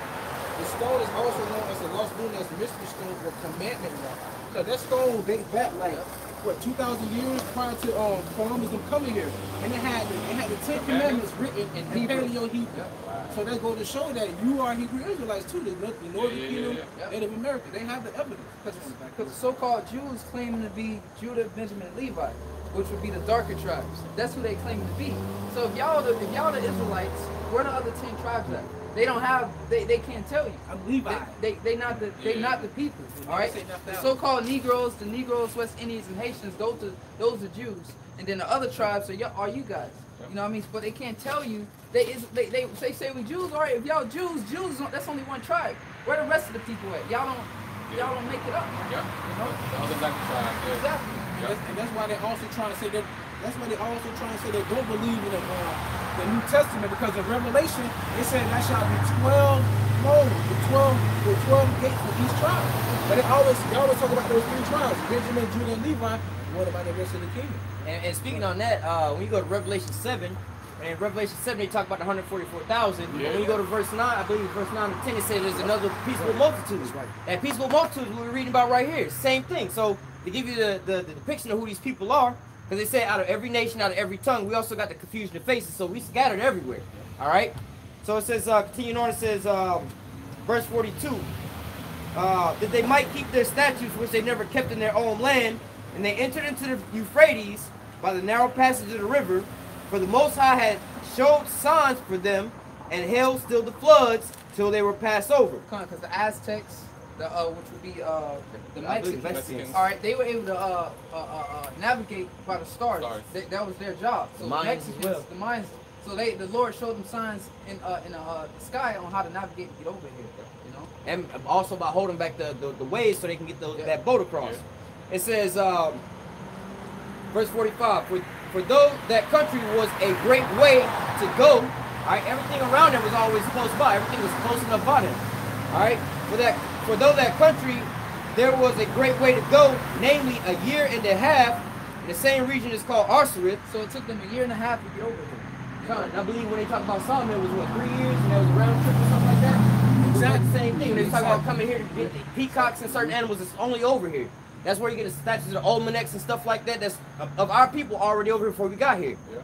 Let me finish this off. It says, verse 46, they dwelt there until the latter time, and now when they shall begin to come. Going into the new world, when they came to the new world, where so-called white man came over and said, it's the new world, but our brother and you all were already living over here. So they said y'all dwelt here from the time y'all got out of the first captivity of Syria, all the way up until this time. Y'all was unmolested by anybody until they came over. Hey, and if you do research, Christopher Columbus, he brought Hebrew interpreters. Right. That's right. Because he knew y'all was over here. He knew y'all spoke Hebrew. Then he forced y'all the Spanish to speak Spanish. The pastor. Yeah. He knew y'all spoke Hebrew. Yes, sir. Matter of fact, if you really look at the TV show on Borgia's on Showtime, it actually talks about them coming to the new world. All right, and they even said that they were talking about them being savages and they claiming to be the people of the Lord. So they even put that in that show, the Borgia. Yeah. I was gonna say, just think about why do they have the tribes all separated? Because look, the one thing that we all got in common, well, there's a lot of things we got in common, but the so-called white man is oppressing all of us, like to the T. He's not really doing that to the Chinese like he's doing it to us. But he got to keep us separated. He got to keep the Puerto Ricans hating the Mexicans, the blacks hating the Haitians, and so on and so forth, because we all brethren. And if we all got that one thing together, like, wait a minute, the white man is fucking us up, we all the same people, let us join together, man. You got a huge, massive army right here with him. You know what I'm saying? That's one of his biggest fears. Now let him go. You got something? No, that's why I say Psalms 83, they have come together with one consent. That's why right here says the so-called Negroes, which is divide and conquer, the so-called Puerto Ricans. You know, it's divide and conquer, but we all Israelites. Yeah. So they give us different names. So when we see each other, like, oh, I don't mess with them Puerto Ricans. Or I don't mess with even among the Spanish tribes. Oh, I'm not Mexican. You know, Puerto Ricans, they get pissed off. You call them Mexican. Yeah, but like, hey man, you know what I mean? You Cubano, no, Dominicano. Yeah, they don't like that. Man, you still the same people. Conquer, man, you know? Yeah. That's the name they gave us. The Negro, Puerto Rican. Yeah. And some of these names is fucked up names, like Puerto Ricans, Richport. You know what I'm saying? Like, come on, man. The Dominicans, dog, I think. Yeah. You got Hades, like him. Haiti goes back to Hades over there. Now, yeah, you know what I'm talking about. Which means the underworld, you know. Yeah, that's what that means. They call us everything. Black, colored, niggas, Negroes. I want to bring this out real quick. Bring out some more information. All right, guys. All right, you cool. All right, shalom. All right, yep. Hey, look us up, GMS, man. All right. Yep. Hey, you see? Because of the woman. That's going to be this stuff, bro. Woman gonna be his dove. She don't want to hear that shit. Hey, but in that time, she gonna be like, what them boys was saying about that? When you got that light on the shine. I'm gonna bring this out real quick. From Zachariah Zitchin, the Lost Realms, page 34. It says, the question had already baffled the Spaniards themselves, astounding to discover not just a civilization in the New World, and one so akin to Europe, but also the great number of people there. They were doubly puzzled by the biblical threads in the Aztec yarns. Trying to find an explanation, the answer seemed to be a simple one. These were descendants of the 10 lost tribes of Israel, who was exiled by the Assyrians in 722 BC and then vanished without a trace. The remaining kingdom of Judah was retained by the two tribes, Judah and Benjamin. There it is. Reading right there. And hey, I mean, the proof's in the pudding. Anybody got something? Hey, I got something real quick. That's why the scriptures say, seek ye out of the book of the Lord, YAHAWASHI, and read. None of these things shall fail, and none shall want her mate, man. All right, because all these other books, all right, that the brother just brought out another book that what? Backed up the scriptures. When you go into the Quran, the Quran and the Surah, yeah, they go back to, why are you talking about the children of Israel? You know? Yeah, they said something about the land that I blessed them with and gave them this and that. Hey, and matter of fact, I was reading the Quran one day, and there's one of the prophecies that I looked up on YouTube that's in the Quran about us leaving this captivity, and that linked up in Jeremiah. If I'm not mistaken, Jeremiah or Ezekiel. One of those chapters, the Quran has in one of the surahs, I think like Surah 7 or something like that. It has the deliverance of our second deliverance in the Quran. But why are you talking about the children of Israel? Well, y'all the Ishmaelites. You know? Yeah, you're the Israelites, you know? Alright, just a quick precept. Alright, quick precept. Ezekiel 37, verse 16. Moreover, thou son of man, take thee one stick, and write upon it for Judah and for the children of Israel, his companions. And take another stick and write upon it for Joseph, the stick of Ephraim, and for all the house of Israel, his companions, and join them one to another into one stick, and they shall become in thy hand. And when the children of thy people shall speak unto thee, saying, will thou not show us what this meaneth by these? And we showed him what this meaneth. We broke down the tribes, we told them how they were so-called, how we're coming together in these last days. In regards to whether he received it or not, man, they came up. I'm from the tribe of Ephraim. Yeah. That's prophecy right there, man. The prophecy was you. I'm from the tribe of Ephraim. You know, so exactly. So regardless of whether he understood or accepted it, man, Jake is waking up. Yeah, man. It's no covering of this thing. Hey, all right. You know? If I may add, when the brother was reading, the brother walked up and was like, "Oh, Ethan here." Yeah. Like, you would never see that 50, 30, 40 years ago, 50 years ago. Themselves, yeah, that's a prophecy, man. You know? The spirit, always spirit. And that's why it's important to have this sign, you know, because sometimes you get simple-minded Jake, right? That'll walk by, what you mean niggas or Negroes? Why you got the Haitians? What do you mean by Haitian? What's with the Haitian? Then you explain it to them, you know what I'm saying? You read in that where it says, what does it say? Make it easy so they can run with it when they get it, you know what I'm saying? Have a quick 2 or 3. Yeah. But basically, so you know what I'm saying? You got a sign here, all right? They being one stick in their hand now. It's not two different signs. Like I got a Northern Kingdom and a Southern Kingdom sign. No, we together as one tribe now. You know, we're not separated as this or as that. You know, we didn't tell him. You know what I'm saying? For the most part, I believe we got all the Southern Kingdom. We didn't tell him like, look, man, you got to go do your own thing with the Northern Kingdom. No, we ain't doing that. We one kingdom now. Together now. We all one kingdom. Right? Said you want to Ezekiel again?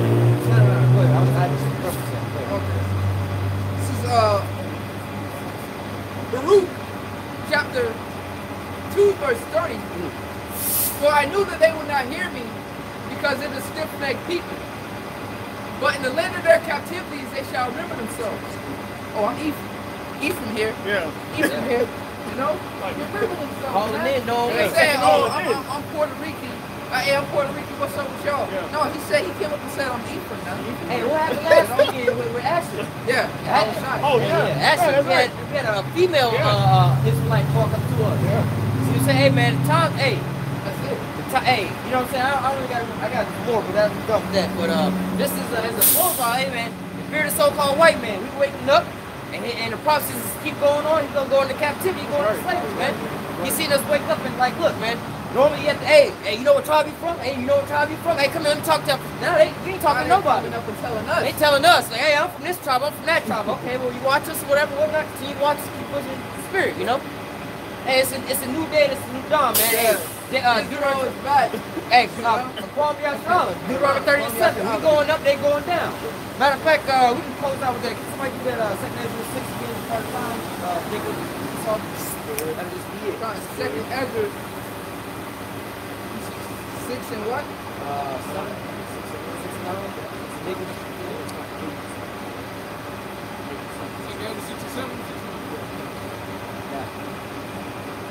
It's 2 Ezra 6 verse 9. For Esau is the end of the world, and Jacob is the beginning of it that followeth.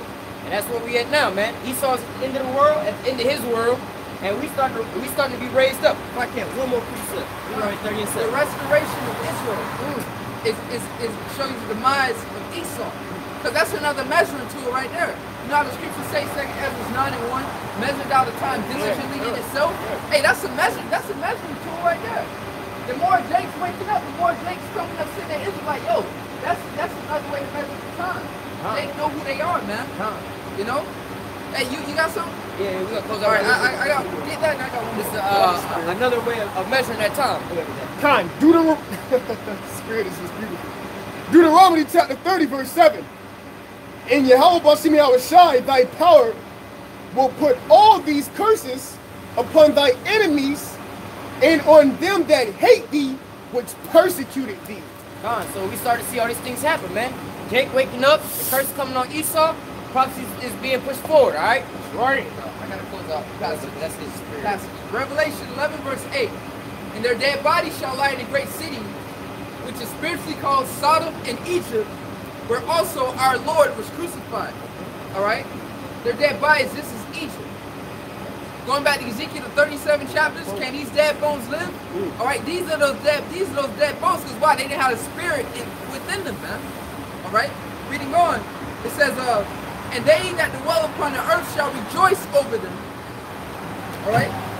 And make merry and shall send gifts one to another.